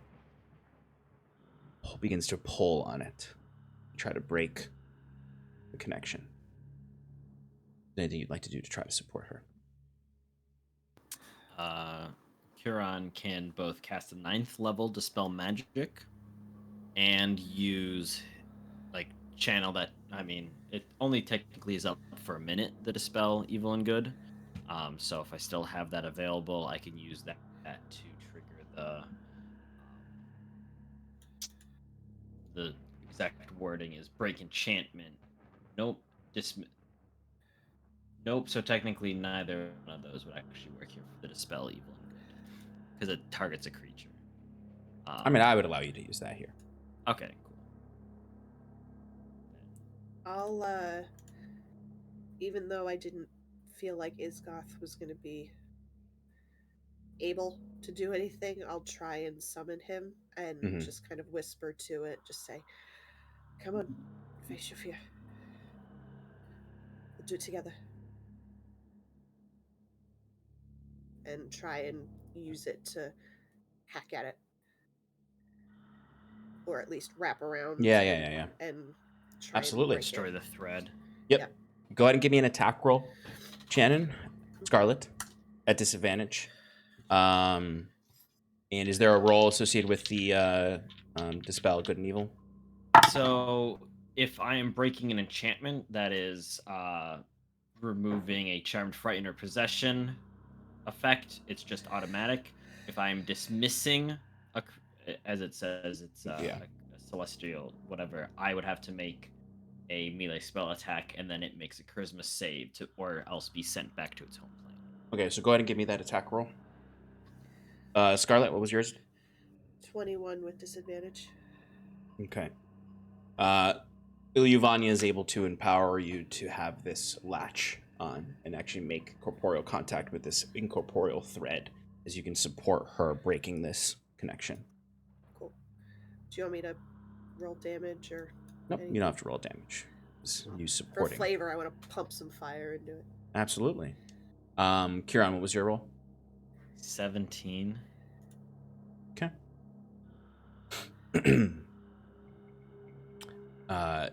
You go. I imagine you go up and.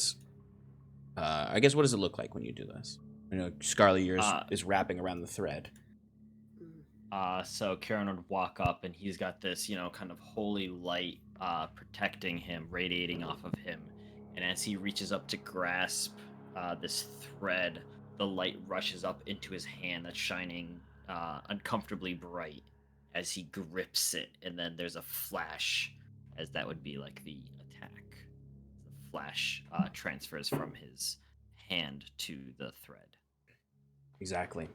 And as these two supportive attacks happen and tug on this thread, Ilyuvania grasps both hands and grips on it, and you can hear she screams in a furious rage, as there is then suddenly a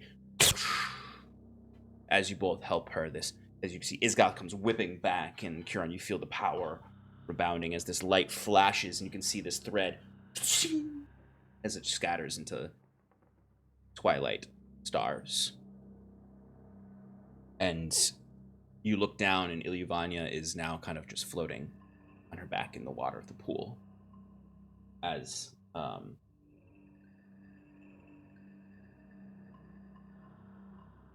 the water starts to slowly shift and the spectral hands disappear, haunting sense in the air begins to fade as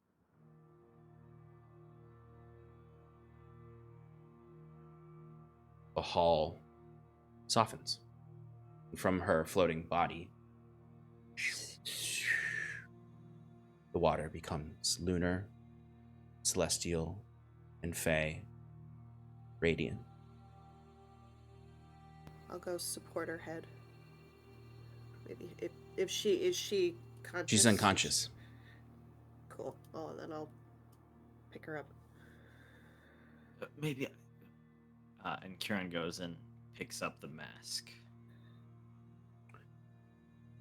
As you pick her up, Scarlet, she opens her eyes and looks up at you and smiles.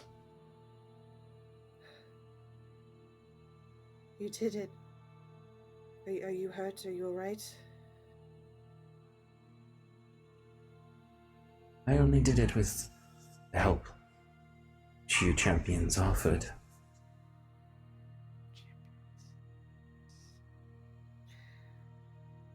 Time. That's all that's necessary now.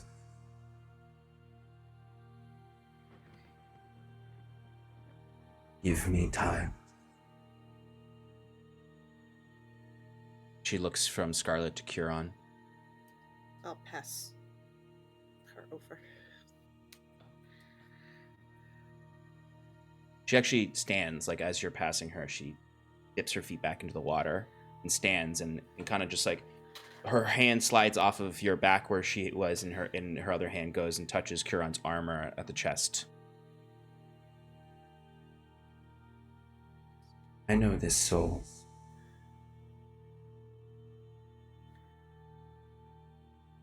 I have not given up on you all. And suddenly, she bursts into a million pieces of twilight light. It's gone. Do I still have her mask? You do. Where did she go? I don't know. I think she recognized you. She recognized me before, but not as me. My past selves. No, you're right. This time it felt like she was addressing You. me. Huron. Do you feel more? I can never feel more than I am, but her presence has grown. This place is clean. And she said she needs time, now, to gather her strength and prepare. She said she hasn't given up on us. It's good, because if she had... I wonder, and Kieran is going to start rushing towards, if there's any like windows or anything in here, wherever he knows to be the closest window that looks west, so that he can see the moon. You mean that big old full moon out there? The one that wasn't always so full. But yes, you rush to the nearest window, which would be up on the balconies on the left and right, and you can rush to one of the rooms up there. You look out there, and you do see, one, the skies are clear of any corrupting cloud, completely. And there is a wide, beaming, full moon above the valley. Hell yeah. That's really cool. Oh, would you look Kieran at that? I would have drops followed to you his to the window. knees, just clutching the mask, looking up at the full moon, and goes, "Now my work is finally done." You Well, did that. Not all of it's done. We, Scarlet, we did that. Yeah, but we wouldn't have done it without you. We have done whatever is necessary to bring light to this world, with or without me. We could squabble over pronouns all we want, but that's you, Kieran. You never stop believing in her, no matter who said what, no matter who denounced you. This is a big deal. Climbing back to his feet, Kieran puts an arm around Scarlet and kind of draws her in close and just goes, I'm sorry that I stopped believing in this. Focus was so straight. I don't think you ever stopped. Just maybe forgot for a little while.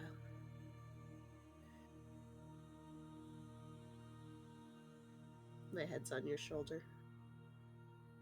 We'll get through. Continue to believe.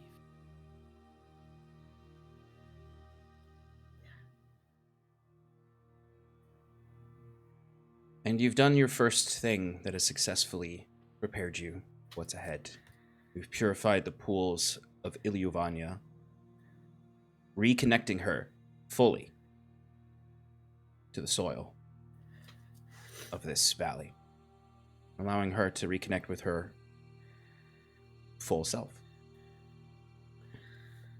Also, maybe preventing this pool from turning into a gaping gate full of demons coming through, which is what would have definitely not happened if you didn't do this.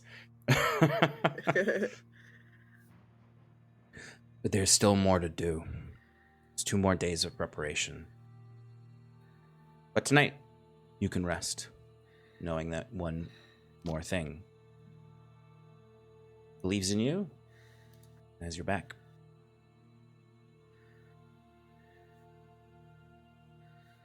Is there anything anyone would like to do before you all rest for this evening?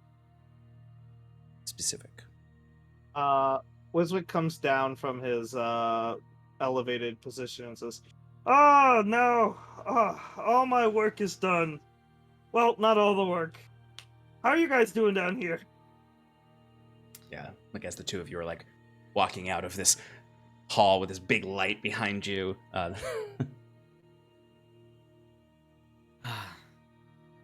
Little steps. Always little steps. Little steps can instill so much. Particularly hope. That's when you notice that there are people in the city that are left there that are climbing ladders, stairs, whatever they can, to stand up and look west to see the Crescentheart restored. All these buildings would have had the rooftop verandas that were meant to look west built into them at some point. And there are people there now looking. And you can hear cheering in the streets in some places. Timber and Sarathil, the two of you are debating resources with the apothecaries of the city as they all seem to look at once away to the west. And like some of them, like Timber, you're talking to this guy, and you're like, "Are you sure that we can do it with just that many of these?" And then he's just like walks away from your conversation and goes outside and looks to the west. Every Elysian instinctually knows to look out the sky.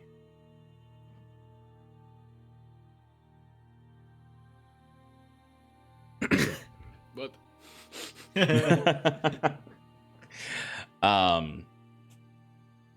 Okay. But despite this joyful moment, the thunder cracks above as still pieces fleck off of your reality from the horror above, no matter how much hope is in the other parts of the sky. And the Wayward Five can rest tonight. Long rest. Long rest. Woo. A long, long rest. Sean, just Mhm. want to give a heads up. I'm going to be using contingency for polymorph, same as usual. Classic.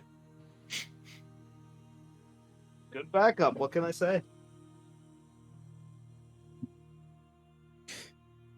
So what we're gonna do now is I'd like to know what your preparations are, and I'd like to do some rolling for it. So that we can move on to the Fun final stuff. moments before. Yeah, the exciting stuff. the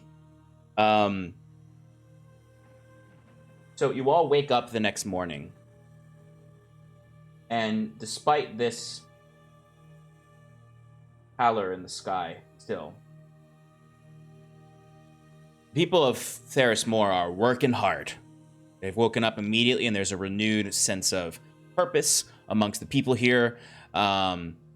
The lines at the gate of folks coming in are growing larger to support the cause. And you know at some point in this morning, there will be a massive arrival of other forces. But it's morning. There's food ready for you. Wherever I don't know, where did you guys stay last night, actually? Would we have a hut? Ilyvanya's tiny hut? I would say screw the hut. You get a Oh, the mansion. mansion. Oh yeah. Never mind. What I'm gonna say is there's invisible servants with breakfast ready for you. Beautiful. Unseen servants in Iswick's magnificent mansion. Beautiful.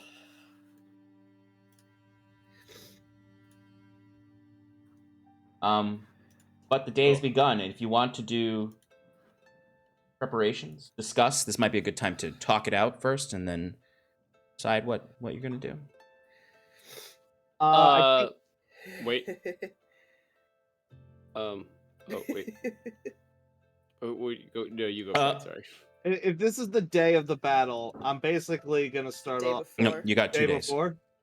Yeah, day and a I'm half gonna, before. I'm gonna when we first wake up, I'm gonna cast telekinesis so we can all talk to each other for at least an hour. Sorry, not I mean, not telepathy. telekinesis. Telepathy? Telepathy, yeah. Yeah. So telepathic bond. Lasts Oh, 1 yeah. hour. Can I get some alone time? What? I imagine Wiswick woke some of you up this way. Like some of you were sleeping in, and you were awoken to Wiswick's voice inside your brain. Oh god, this is worse than the pots and pans he used to bang. I know. He's just banging pots and pans in your head.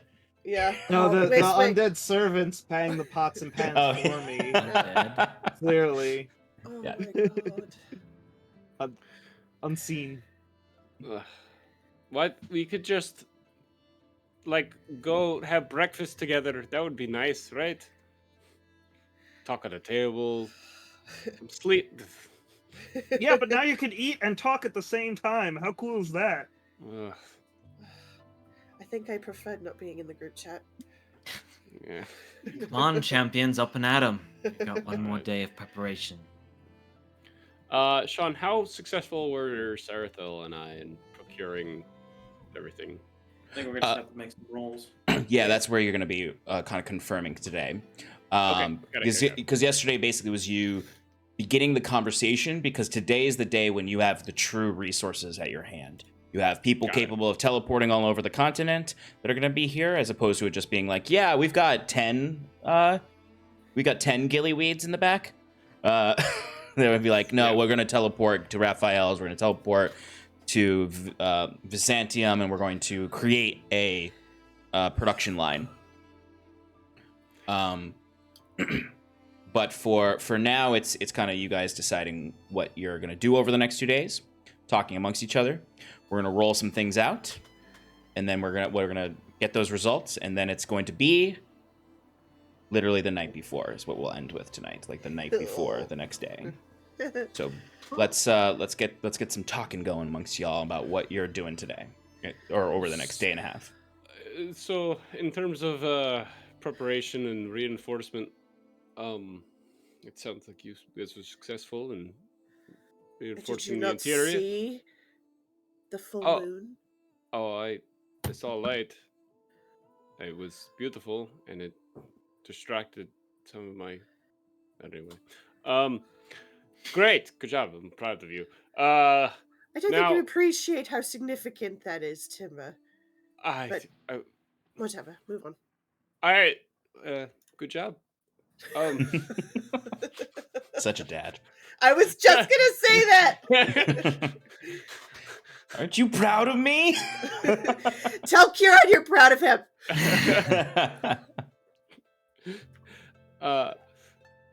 The answer is no. I don't understand, but good job. The in terms of reinforcement, I was thinking about this while, lying in bed looking at the ceiling. What about air defense? Like, what if they have any sort of flying creatures that can get over the wall? Hmm. Just try and talk to Talray. I think Talray and Gloman would be good to speak with about that. I And didn't know also, if I remember like General Kinsley making like a giant bubble shield. I was wondering if we had some sort of magic for that for Thaeres-Mor. There might be some of those left over in the Oxland army that may be arriving with them. We'll have to see. Also, the Wood Elves all can fly, or a good chunk of them can fly. any chance that some of those flying fortresses that the Unity, well, I guess they didn't. So you described to us some of the cool things that we missed out on, and one of those were like these flying fortresses in the sky. Now, I don't know if you had specifically said that they control those. I know you had mentioned that those would be some fun dungeons we could have dived in. So those are not inherent necessarily controlled by the Unity. Okay. They are relics of the old world that the Elysians generally don't want anyone to touch.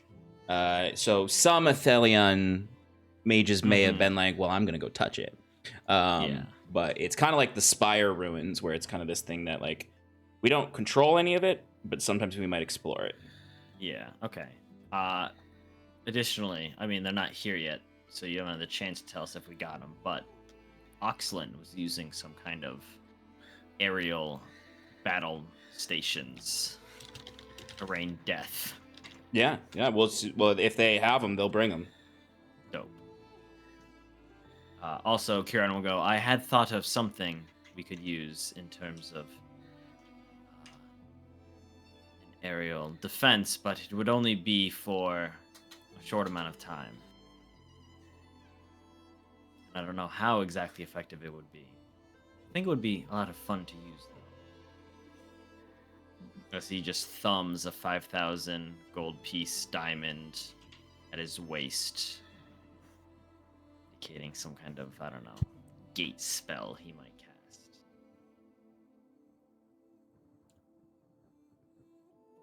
Oh, sorry, I can see that look on your face, Kaze. I would probably summon our ally Ekbalgoth, and as I remember, Zendariel uses flying cherub demoned creatures that could flock and swarm the sky. I mean, it would be open for a minute. A minute's worth of these creatures coming through, I think would be And they quite will nifty in a pinch. most definitely be allies, correct? I mean, Ekbarogoth seemed to be very loyal, but Zendariel is our ally. The demons, though fiendish in nature and, well, scary, I'll give you that. Spooky, I might even say. Are allies in this fight against the Pallid King. That I am assured. I can get another candle. No.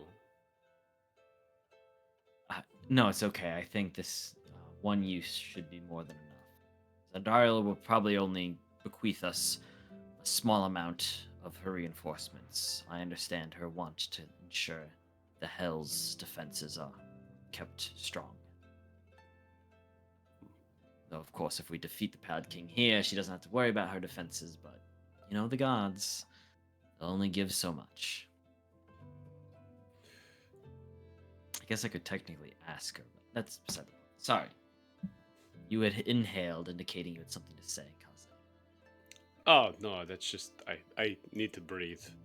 Oh. Just organism. So. Kieran's forgotten that since he doesn't have to breathe anymore. I gotta say, I kind of miss breathing. 3/5 of the party doesn't need to breathe. Yeah, Timber makes eye contact with Scarlet at that moment. All right.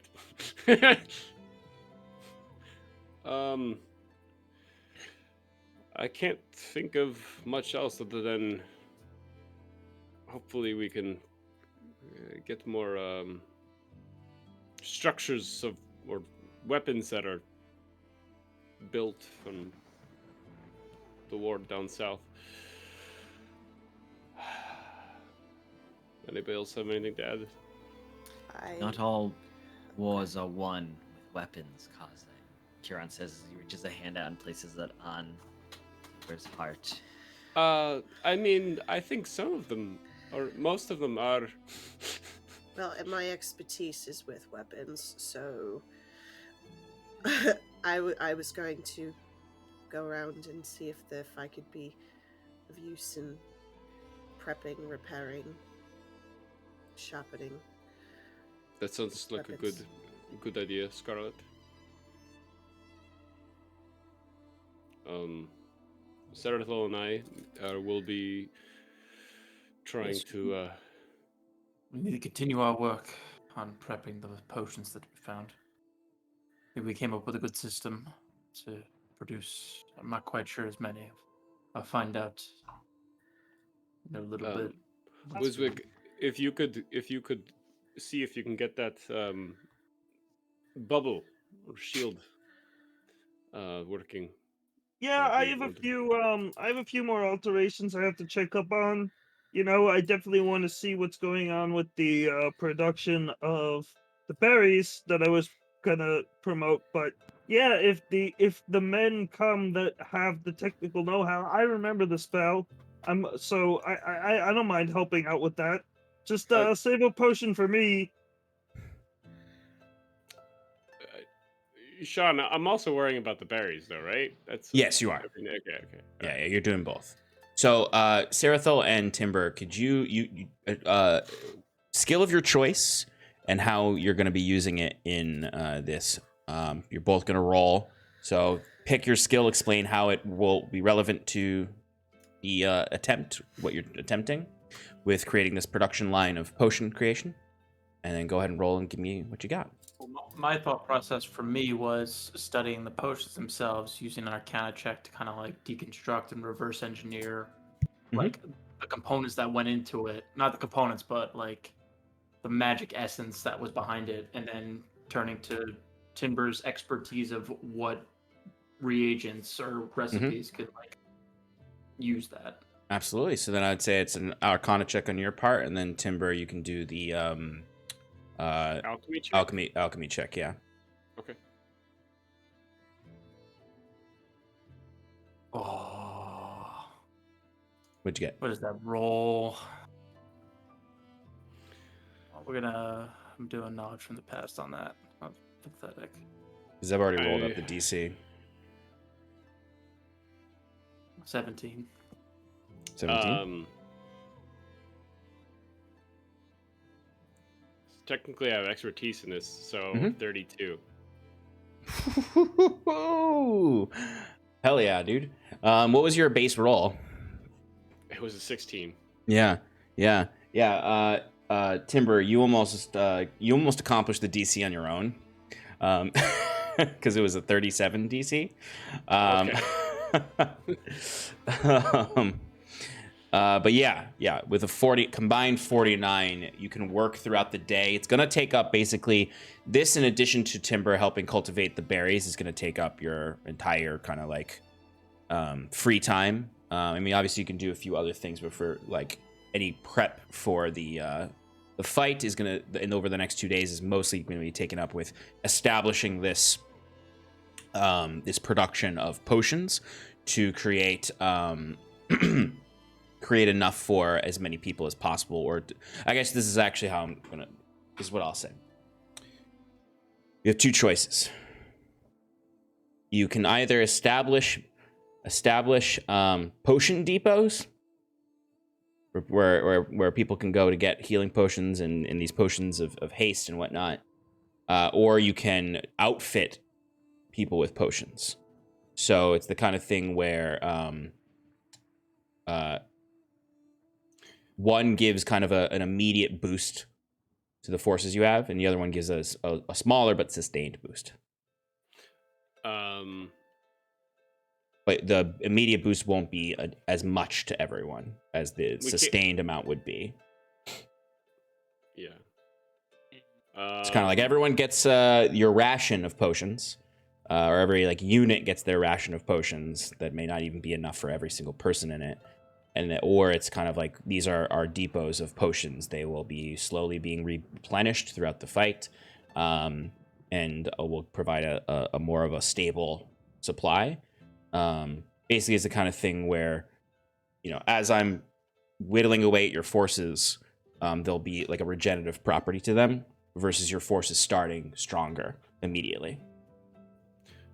I would argue a depot would probably be more beneficial in terms of delivering material, getting stuff from point A to point B. We don't find that everybody individually, and they can have means of replenishing their stock. That's when they see fit. Sounds like of course, a good idea. Of course, having these depots, I want God to take his headphones off, but this means that if the enemy were to attack a depot, we would lose a significant amount of resources. I already knew that. I know. God knows all. That is true. That is the other con of the depots, is they are targets then, as opposed to everyone having a certain smaller supply. In which case, I'm still for them, but I'm still for it. I think we should be having. We'll have ample amount of sources where these critical locations could be somewhat protected, and if we need to send help, as long as we can extend it for as long as possible, I think that's the best solution. Right. And even then, they'll have their own small stock with them. Just they have a point of resupply, as it were. Yeah, it's going to be the kind of thing that if a depot gets attacked critically, once again, it'll be the kind of situation where you as a party will get a difficult choice in that moment. It's like, do you individually want to go and protect that depot, or do you want to try to take forces from elsewhere, potentially making that section vulnerable? It's kind of how the skill challenge of the overarching fight is going to happen while you're doing your individual things. Right. I'm still for the depots. Same. Excellent. All right. Well, congratulations. You got potion depots. Woo! What that also means is during the fight, you all can go to a potion depot if you want to acquire potions. There'll be certain potions available if you go to a potion depot during the fight. Can we go before the fight? Yeah, you'll have a baseline. You'll have your baseline potions, and then you can go and store them. I don't know, it's a med pack on the level. You got your med packs scattered through the level now. Right. I'm almost imagining this map, and there's little guys constructing, and little depots pop up around the. Yeah, right. This is when it's like Civ 5 or something, where there's just this little section. I should actually do a hex map of Thaeres-Mor for you all to have. That'd be fun. All I have to do is add hexes to the map I already made. Right. No, actually, I'm going to make you guys a good map that's going to have places. Okay, so step 1, you've successfully cultivated a production line and depots for potions. Step 2 is cultivation of berries. So this, I believe, is going to be a check between. This could be a check between many people, because there's 4 of you who have some kind of expertise in this. Sorry, Shannon. You're not a farmer. You're not magic. Thanks, Sean. I know. It's okay. While you're doing that, you can go check in on the blacksmiths. while they do that. Hell yeah. So any of the four of you can be a part of this. I think primarily Timber and Wiswick are going to be leading this one up, but Curon and Sarathil can offer support in this. And by that, I mean you can offer them advantage in their endeavors to teach people the spell, as well as cultivate a replenishing source of the berries. Yeah, I think Curon would come along and be like, here's a few spell slots. Go wild. Yes. So I guess I could probably cast plant growth using my modified thing and just fill up. I mean, would it fill it up, or would I need like tons of seeds in order to do that? You would need tons of seeds for that. All plants and a half. So basically, this is how I'll tell you how. Ever since you gave Elspeth the information, first of all, the plant started growing already. Like you don't have to start its life in the world. Like the way you worded the wish, and the way you clarified on the wish, the plant just rapidly grew in a bunch of places. So there's already supplies of the plants, but not cultivated to maximize the production of them. Which if you spent some time doing a little bit of cultivation and then cast plant growth, there would be a significant supply. Okay, that sounds like a plan. So the check here would be for the cultivation aspect. So Wiswick, you can give me a skill check of your choice that's based on your knowledge of the flower as the creator of it. I'm gonna say nature is probably the most prevalent. Makes sense. And then Timber, you can give a skill check as well that you believe is relevant here. And I'm also going to cast what do you call it? Enhance ability on myself so I could get advantage. Or I guess I already have expertise. I was gonna just give Clayton advantage. Well, Alright. no, it gives me double expertise, so it's a fat roll. I'm giving one of you advantage. Oh. Well, this is awkward. Okay. Timber, give me a nature check with advantage. Okay. And you can add your are you proficient in nature, Kaze? I'm not. No. You can add your proficiency bonus because it's related to supplies it's related to a reagent. Okay. Oh, okay. Never mind. It doesn't get higher than I don't get double expertise. It's just Yeah, there's no such thing as double expertise. Okay, I tried. That would be insane. All right. Well, I got a 36, Sean. All right, Kaze. I got a 19. Okay, for a total of what, 55? 55. Pretty damn good. It's pretty damn good. Definitely beats the DC. Hey. So, you have a choice here as well. So the goal is to outfit as many people with the berries as possible to ensure that there is a protection. So what you can do is you can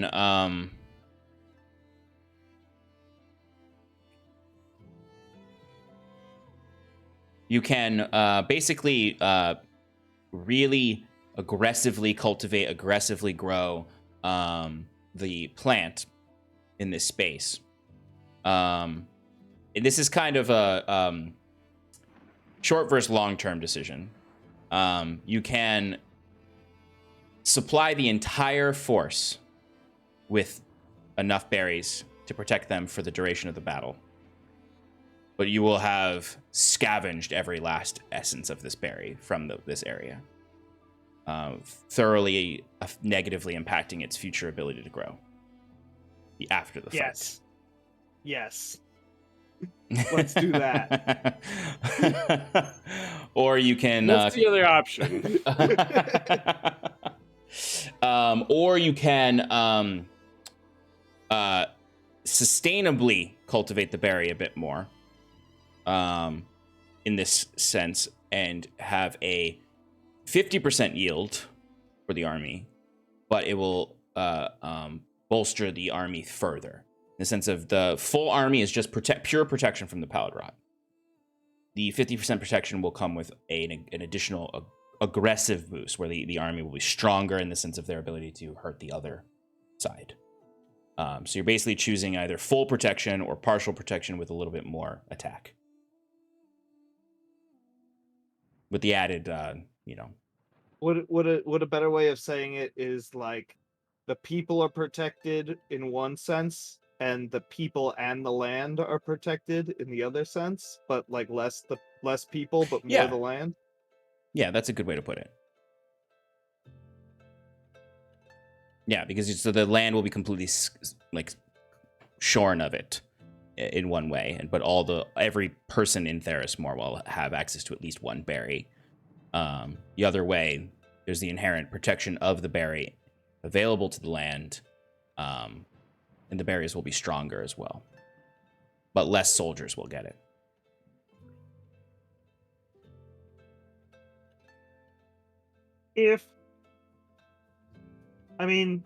Is this like a group decision, or is it something that Wiswick and Timber have to Can figure out? be the group, or if you two decide that you make the call before bringing it to the group, that's fine too.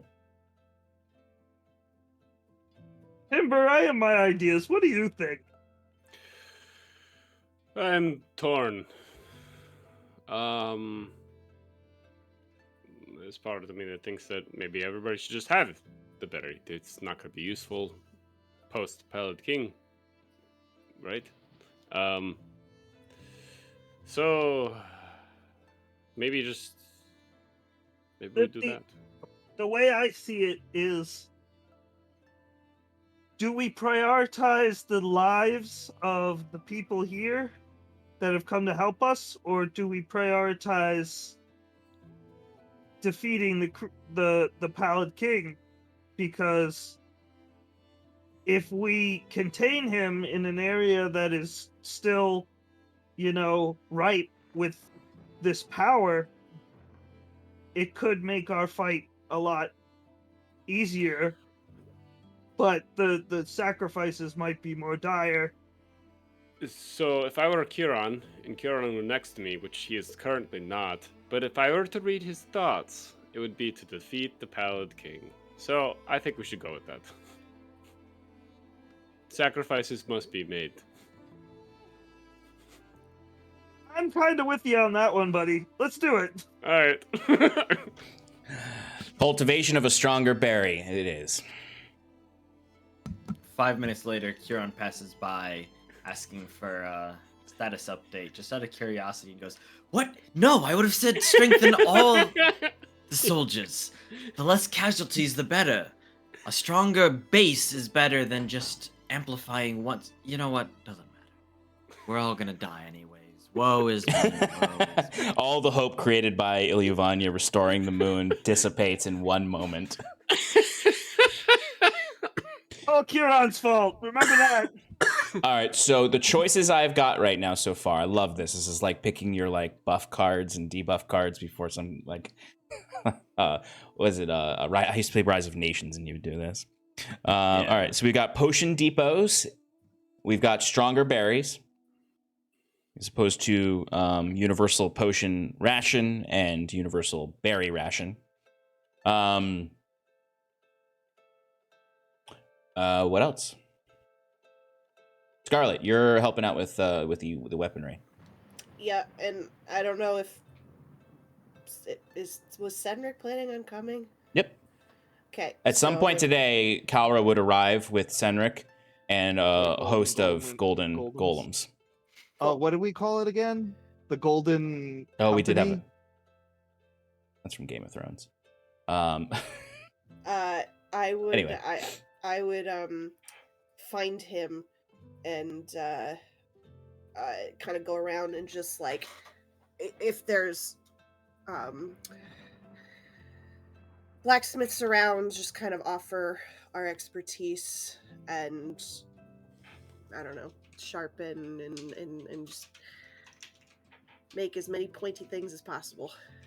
So this is what I'm going to offer to you, Shannon, Yeah. as your choice with Senric.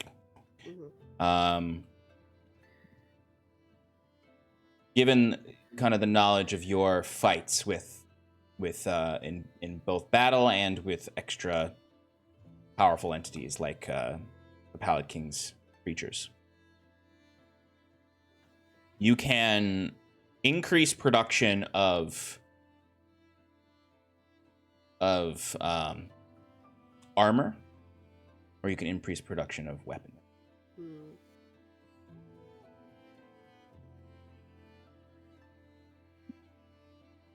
Armor would probably be better.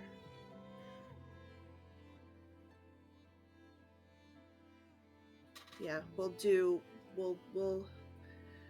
both, but we'll focus more on the armor. Yes, maintaining a strong line. That's a smart move. Strong line, cavalry, and ranged units. Take them out. Yeah, I'm actually going to privately talk to Kiran and be like, hey, with all your Warhammer knowledge, how do you want to arrange the army of of Kiran? You know that an army is approaching from this angle. You don't know its full force. And you know an army is coming from up here. You don't know its full force. Hammer and anvil, baby. Or pincer. Wait.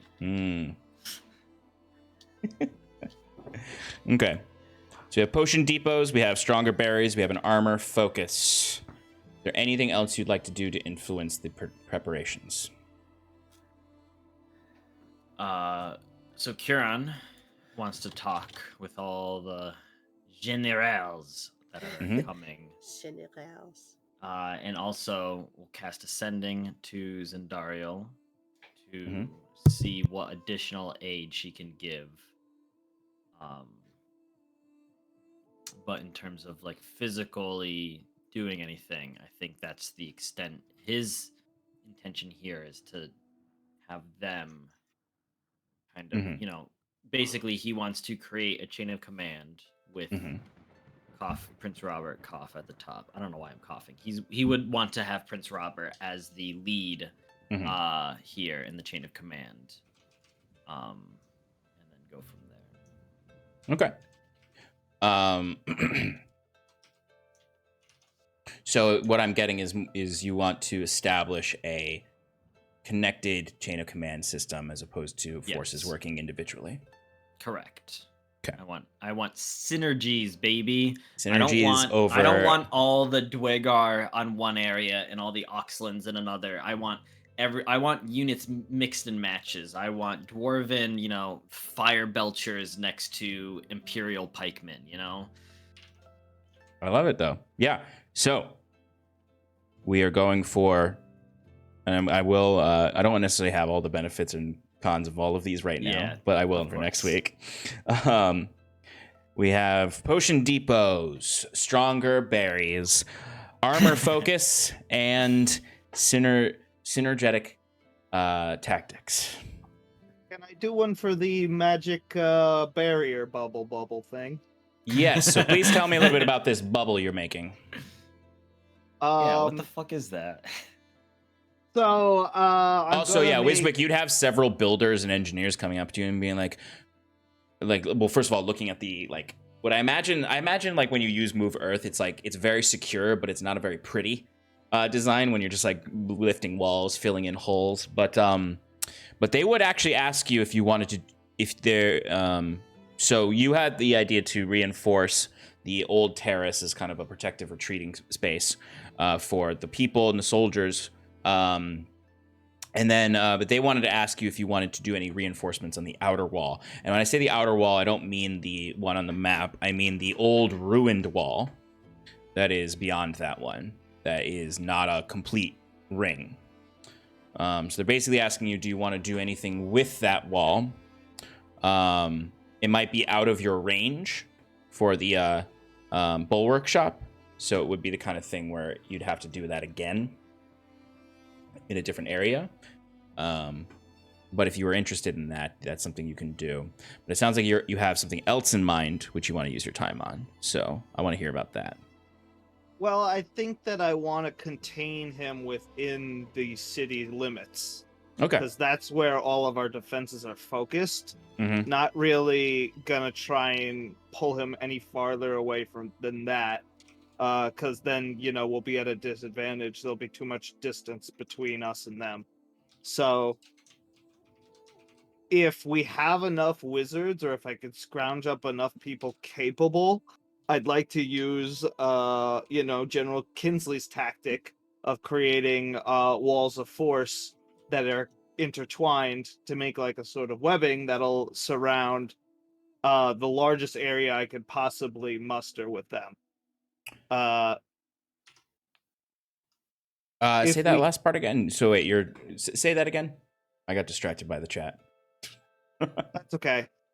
In the past, we had used Generally Kinsley's tactic of merging wall of forces together from Yes, that's right. wizards, and it usually took like a capable wizard that could control the main source of it, while weaker wizards were able to just focus their power and maintain it.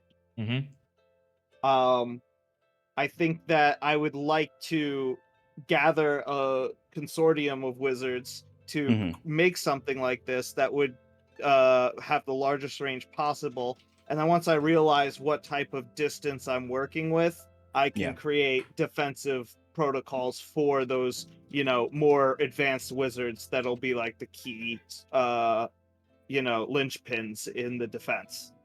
Yes. Okay. Yeah. I mean, that is you've allied yourselves with the Anthelion unity, so you have no shortage of capable wizards.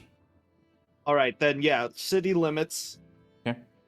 I'll use the pre-existing towers that they have as locations for the wizards, but I will reinforce the basements and I will keep them low to the ground, so that way if the towers are destroyed or something, they can still maintain the circle. And yeah, they're basically going to do their thing. Okay. All right. So, and we will have specialized wizards who are keeping a wall of force around the city limits. Yeah, I want to trade off. It's basically trading off firepower for containment. Absolutely. And you want them to be focused in the towers that are along the ramparts? That's the goal, yes. What are those big glowy towers that are at the gates? Those are aesthetic. Okay, fine. No, they're part of the gates themselves. Like they are the magic instilled in the gates to keep them more strongly protected. Great. Okay. Excellent. All right, so we have taking some of our wizarding force off of the battlefield and into a defensive position. Excellent. Anything else? Any other tactical decisions? Can I spend a little part of the day just exploring the terrain and seeing, just sensing around and seeing if there's any, I'll probably be walking around the halls of the dead and seeing if there's any, secret entrances or anything we could have missed the last time we were there. Anything that could help us in the aid of the city. Give me an investigation check. If anyone would like to go along with help them, you can. Can Curon join him and, using his intimate knowledge of some areas of the interior, help show Wiswick where some points of interest might be? Yeah, absolutely. So Wiswick, you have advantage. And skill empowerment, because I'm going to cast it. Okay. 4 plus 18 is 22. 22. And Curon guides you along the way. I was also going to say I didn't roll at an advantage, so let me do that one more time. Okay, I was about to say, did you get... 16 plus 18. 34, right? 30. Yeah. Does he need a D4 guidance on that? Why not? Might as well I'll- pack it in. I'm just taking the number and I'm gonna prep stuff for you for next week because I don't have hidden tunnels planned right now.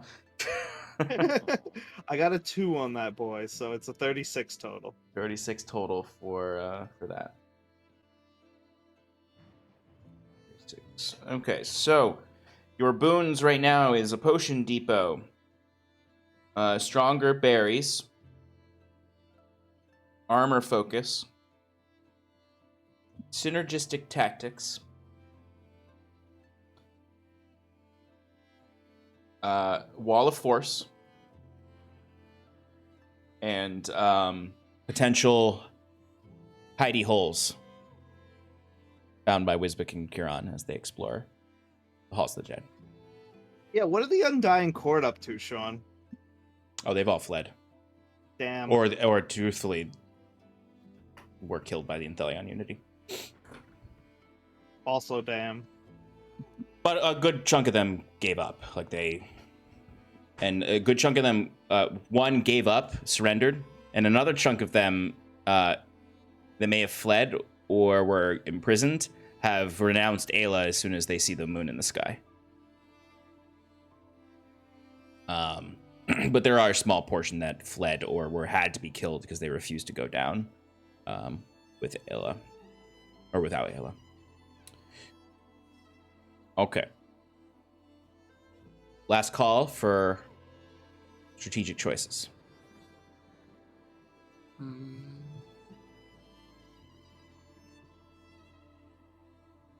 Can anybody cast Hero's Feast? Don't we all still have a potion of Hero's Feast? We do. Some of we you also do. have I still a play. gem encrusted bowl. I was gonna cast Hero's Feast, but tomorrow morning when it Yeah. matters. Yeah. Okay, Yeah. good. A hero's 'Cause I was breakfast.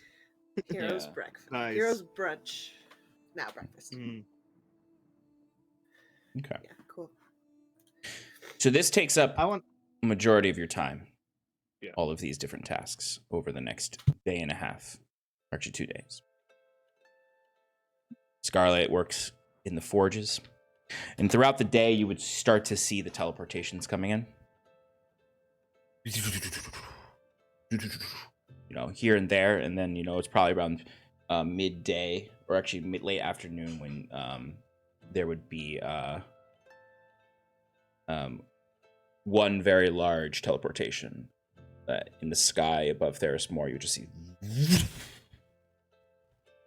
is one floating fortress has arrived.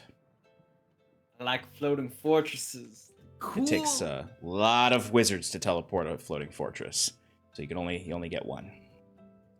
That also means we've got a bunch of wizards that come with it. Exactly. They're necessary to operate it. Yeah. Your allies arrive as well. Prince Robert.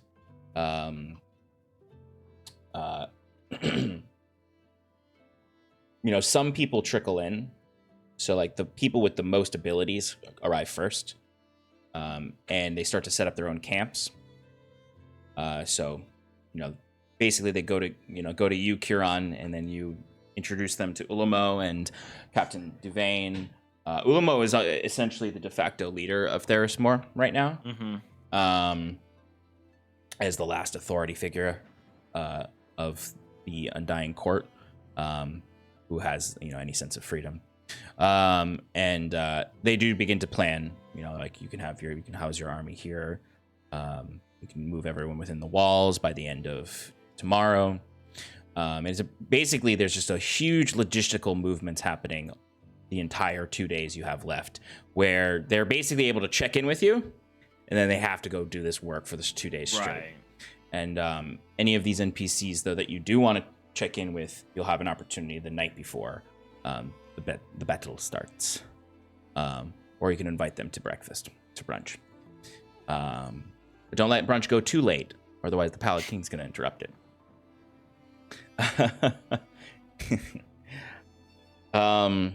But the days go on, and they grow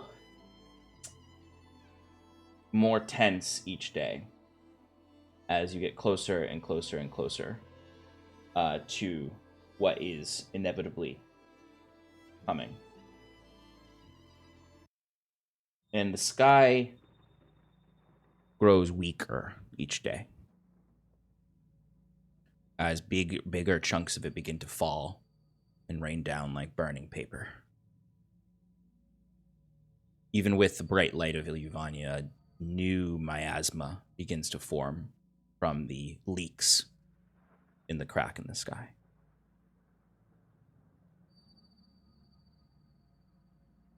You're in the last day of preparations, working hard on what you have worked months.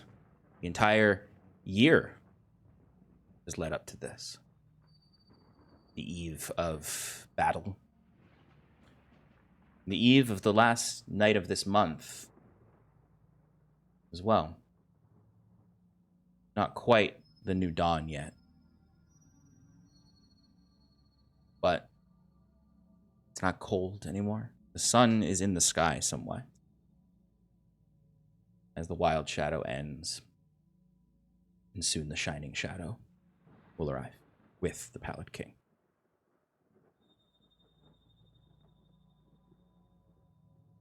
Massive earthworks are nearly complete, though there are still soldiers working, because you can never have enough ditches. And the depots have been established. Timber, you've inspected each of them and their supplies, potency of the potions. Soldiers are reinforced. Battle commanders communicate and mingle their troops and do what training they can. The wizards consult Wiswick on the process of creating the wall of force around the city and acquaint themselves with their locations. As Curon and Wiswick finish exploring all the tunnels of the halls of the dead, ways out, ways in, uncertain tunnels.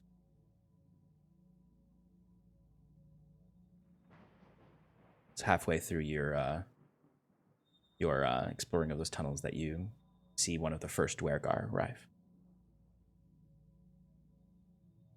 And they begin bringing their troops up. But soon the sun begins to set. The twilight turns to a deeper night. You all come together after the day's hard work.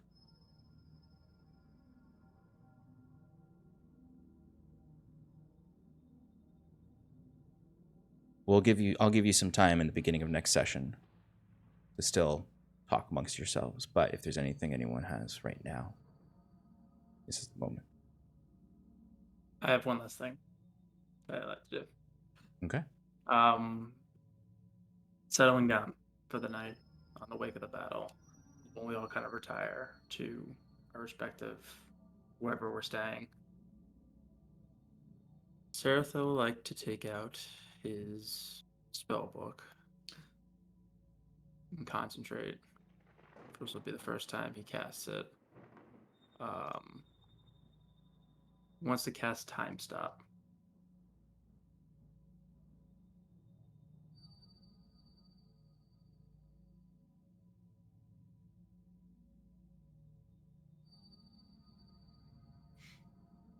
Okay. I'm gonna give you a because I'm gonna optimize this for a non-combat situation, that it's not just you sitting there for like 12 seconds in a time stop. Yes. But you begin to cast the spell, a mingling of the new dunamantic magic you've engaged with, your dislodgement from space and time, mingling that with your own expertise in the transmutation of flesh to undeath. What does this ritual look like? What does this spell look like as you cast it?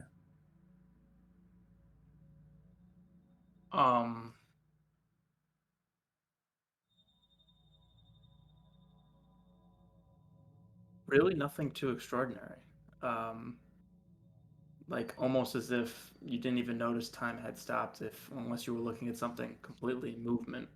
But with the stillness of the night and how everything is, it feels like it could just be the night going on, but after a certain while, you don't hear maybe crickets chirping or any sort of other noises of people preparing in the city. Yeah. The stillness, the eeriness, you realize that the time has stopped. You look around as you cast a spell. For a moment, you don't even know if it worked. You whisper the last words of the enchantment, and you kind of walk around your room and step out into the hallway, and that's when you know it worked. As you see, there was this stilling that happened. Any bugs, like you said, stop. Even the thunder cracks above stop. You step outside, and the first indication that it worked really, truly was that there's a torch there. The flame is frozen.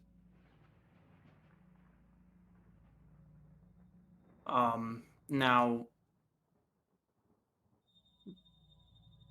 returning back to wherever I was staying, and the reason that I cast the spell to begin with was I like to just call out, hoping that there's some sort of connection that can be made, channeling it through this spell with the psychopomp that I spoke with however long ago that I made a deal with.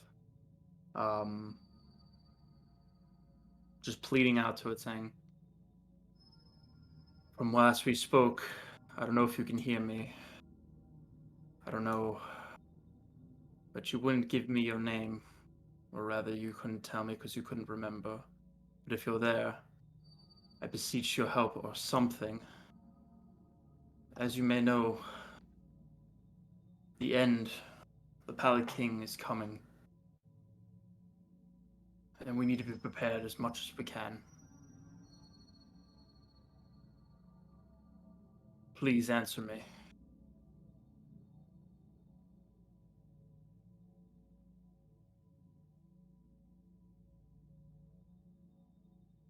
And as you send this message out into the cosmos,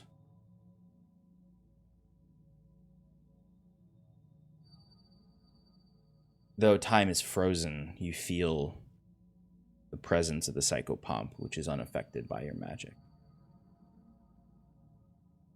In the corner of the room, where it was just shadow, suddenly, almost as if from the shadow, steps out a pale white face,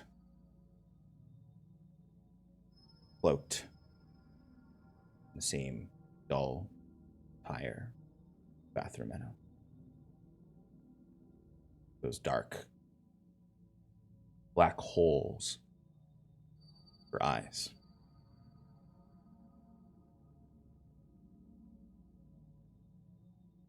This was not part of our deal.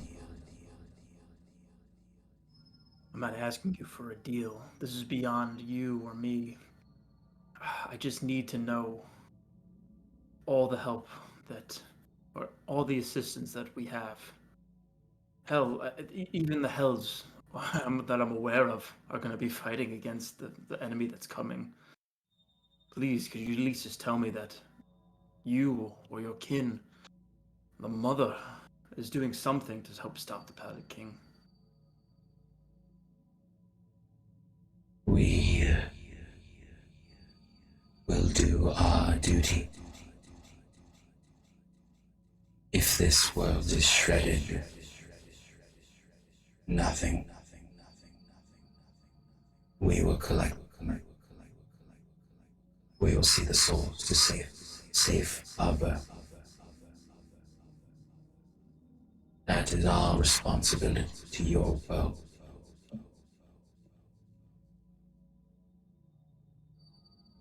That will be your responsibility.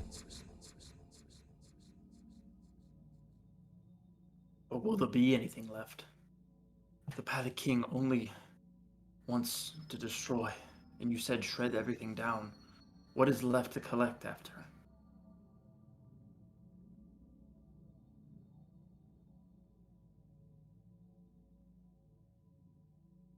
This Pallid King could not shred everything. There will always be memory to take. And if he succeeds, there is nothing, no world, then we will have done our job. And it will be preserved in memory for eternity in the Mother's Library till whatever comes next is birth.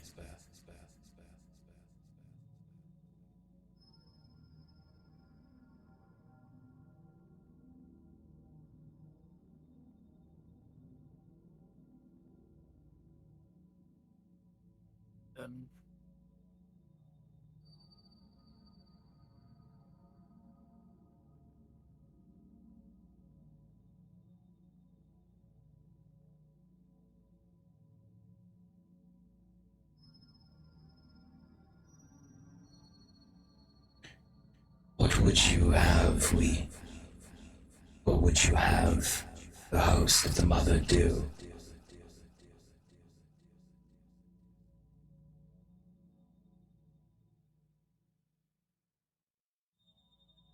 As you can see, Sarathil is literally just kind of at a loss for words right now as he's trying to get together. It's like,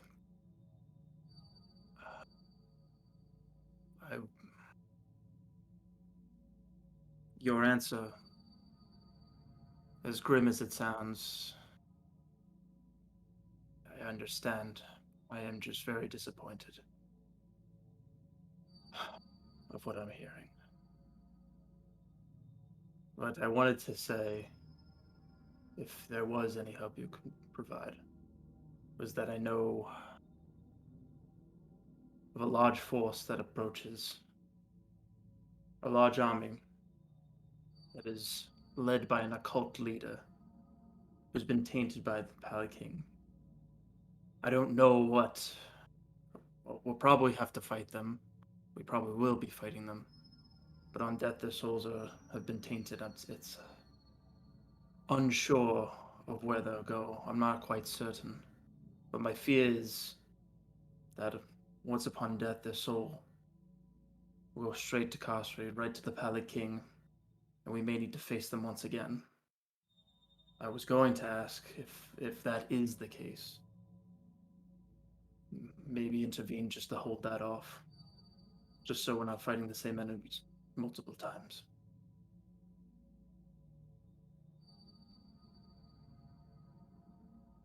I will consult the Mother and the Shepherd. It is his duty to ferry souls, even to Cosheirn.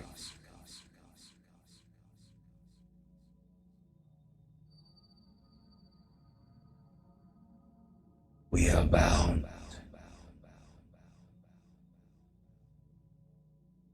The way this world works, the cosmos.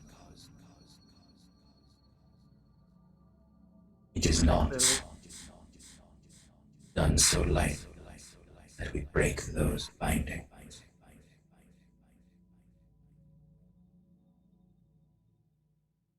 I see I have a lot more to learn of this universe. I just pray the one I know.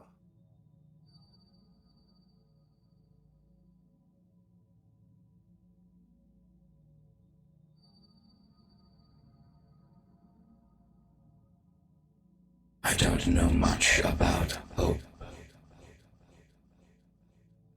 or the fleeting fears that might be within you.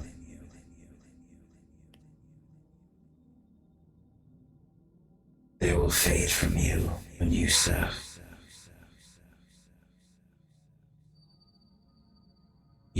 know.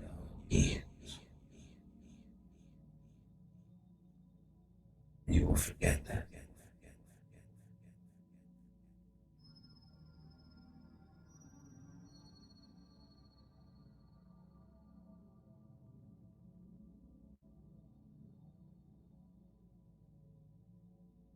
Thank you for answering me. But I think I've got my answer. For now. Until we meet again.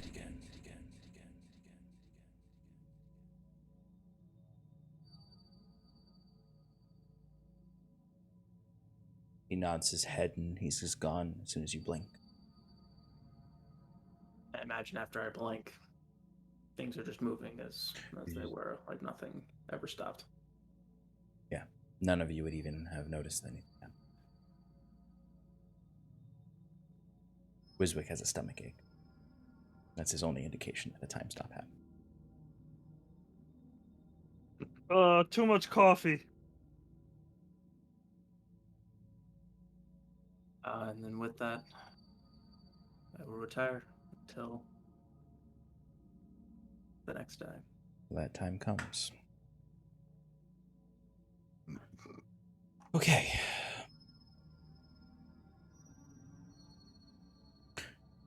So,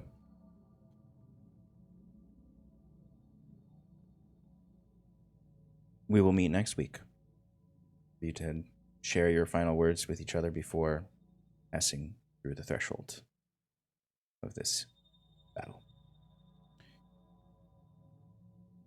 You've done as much preparations as you can. Your choices have all been made. They will now all come to fruit.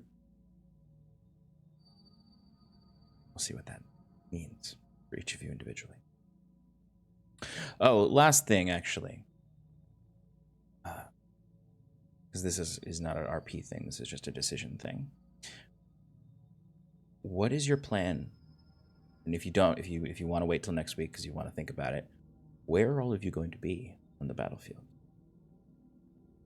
Will you be together, all as one split? You need time to think about it. And will be, some of you are in the front line. Some of you are back in the halls of the dead. Some of you are maybe beyond the front line in a skirmishing area. Something to think about if you have not thought about it. Of course, you can all stay together as well and be in one location.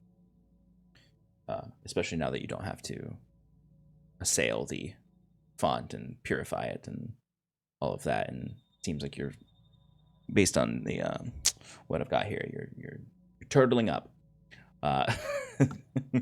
Castle. Okay, so just something to think about. And even if you are staying together, where will you place yourselves for when the sky explodes? Yeah, we'll probably want chat this week. We can also like metagame that that Governor Clay put us in strategic positions, aka Stefan and his Warhammer knowledge. Unless Sean gives me stat blocks for like everything that we're dealing with.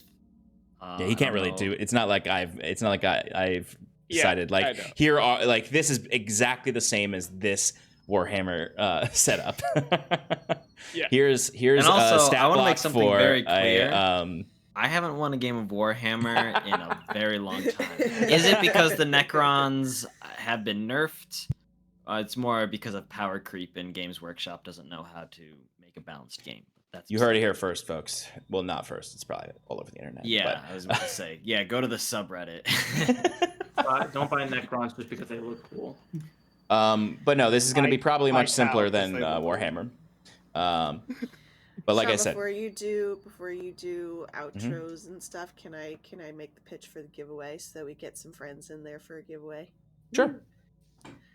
Okay, friends, if you're still watching and you're still in chat and you want a chance to win I fixed the spelling, Heprion guide from Underground Oracle, which is a bundle of awesome ooze-based weapons, including Prongs of the Black, which is my darling Scarlet's main weapon.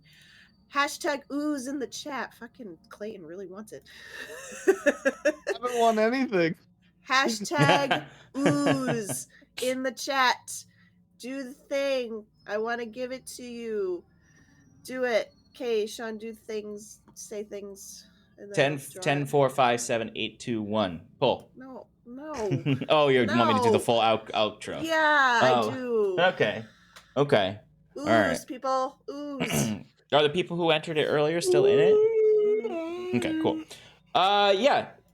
Good. We do stuff here. So we have Relaxing in Paradise on Wednesdays, which I have finally finished the wedding that I was editing for 1,000 years. You didn't So tell me you put a sticker on your chart. I said that in the pre-stream. No, you didn't. I did. Okay, well, then I wasn't paying attention. Giving you a cute little snail. How dare you? I'm sorry. Here comes Doesn't the let me snail. pick my stickers. Do you want to pick your sticker? It's too late. The snail's been chosen. Snail has been chosen. See that, guys? I did 9 things. Look at that. You I got have 2 evidence that snails. I've done 9 things. And then Sunday, the Sean Enchanted Power Hour will be back to recap before our final episode. And next Monday is going to be the final episode of Campaign 1 for Advantage in Paradise. We will see if they all die. We'll see if they focus too much on the armor, or if the potion depots all blow up, or who knows? Maybe the Pallid King just kills everyone right away. Vanya actually just pieced out. She's not Yeah, coming right. back. Just like, fuck this. Ilyuan was like, "What's the best way I can ghost these motherfuckers?" Right, make them think I'm coming back. Yeah, it's like last time I did the exact same thing. I told them like, "Hey, maybe I'll come back one day." Bye. And then they kept coming after me. How can I get some sleep? So yeah, join us next Monday at 6 p.m. for this, and then the following week we will have an epilogue episode. We want to use all of our time next week on the encounter, because we'll need it. We'll have a epilogue session. Shannon may be in the hospital giving birth to a creature at that time. And a creature. Rules is written. As rules is written, they're a creature. Yeah. Tiny creature, alignment unknown. Unknown alignment. Yes, I'm One predicting hit point. chaotic good. That sounds about right. Yeah. Yeah, they come out and they're immediately. Yeah, right. Oh my I God. must. So maybe Shannon will be there, maybe she won't, but I'll talk to her so she can give me any kind of epilogue information that she wants detailed. And we'll talk about what happens to these assholes after they save the world. I mean, the thing is, if you all die, then we don't have to have an epilogue episode. I want to know what happens to our corpses. That's true. We'll talk about what happens, how your efforts have affected the world beyond. There we go.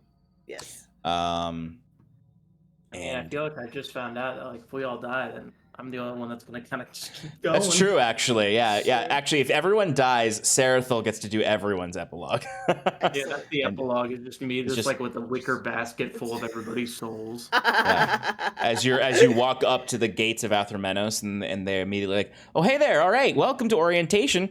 We're gonna show you to your desk now." As you go into the eternal cubicle. Oh God. Oh gosh. And then Ilyuan shows up and was like, "Oh, they didn't give me enough time. Shit." Okay. Just gonna close this door. Count me down. 10, 9, 8, 2, 5, 7, 8, 3, 1. That's not how numbers work, but okay. How do you know? There you go, Clayton. Go figure. Yay! Let's go. Woo! All right. You You won't be getting it for a little bit over a week because I'm waiting until we got all the people to get it. But yay! Fair enough. Alrighty. I won something. Good job. Huzzah. Proud of you. Yeah. Alrighty, folks. We are gonna send a raid on over to Warlocks and Waffles. So go ahead and give them some support. Okay. Well, nope, that's not how raids work, Sean. Okay. And we'll see y'all next week. Say salutations. Okay. Bye. Bye. Ugh.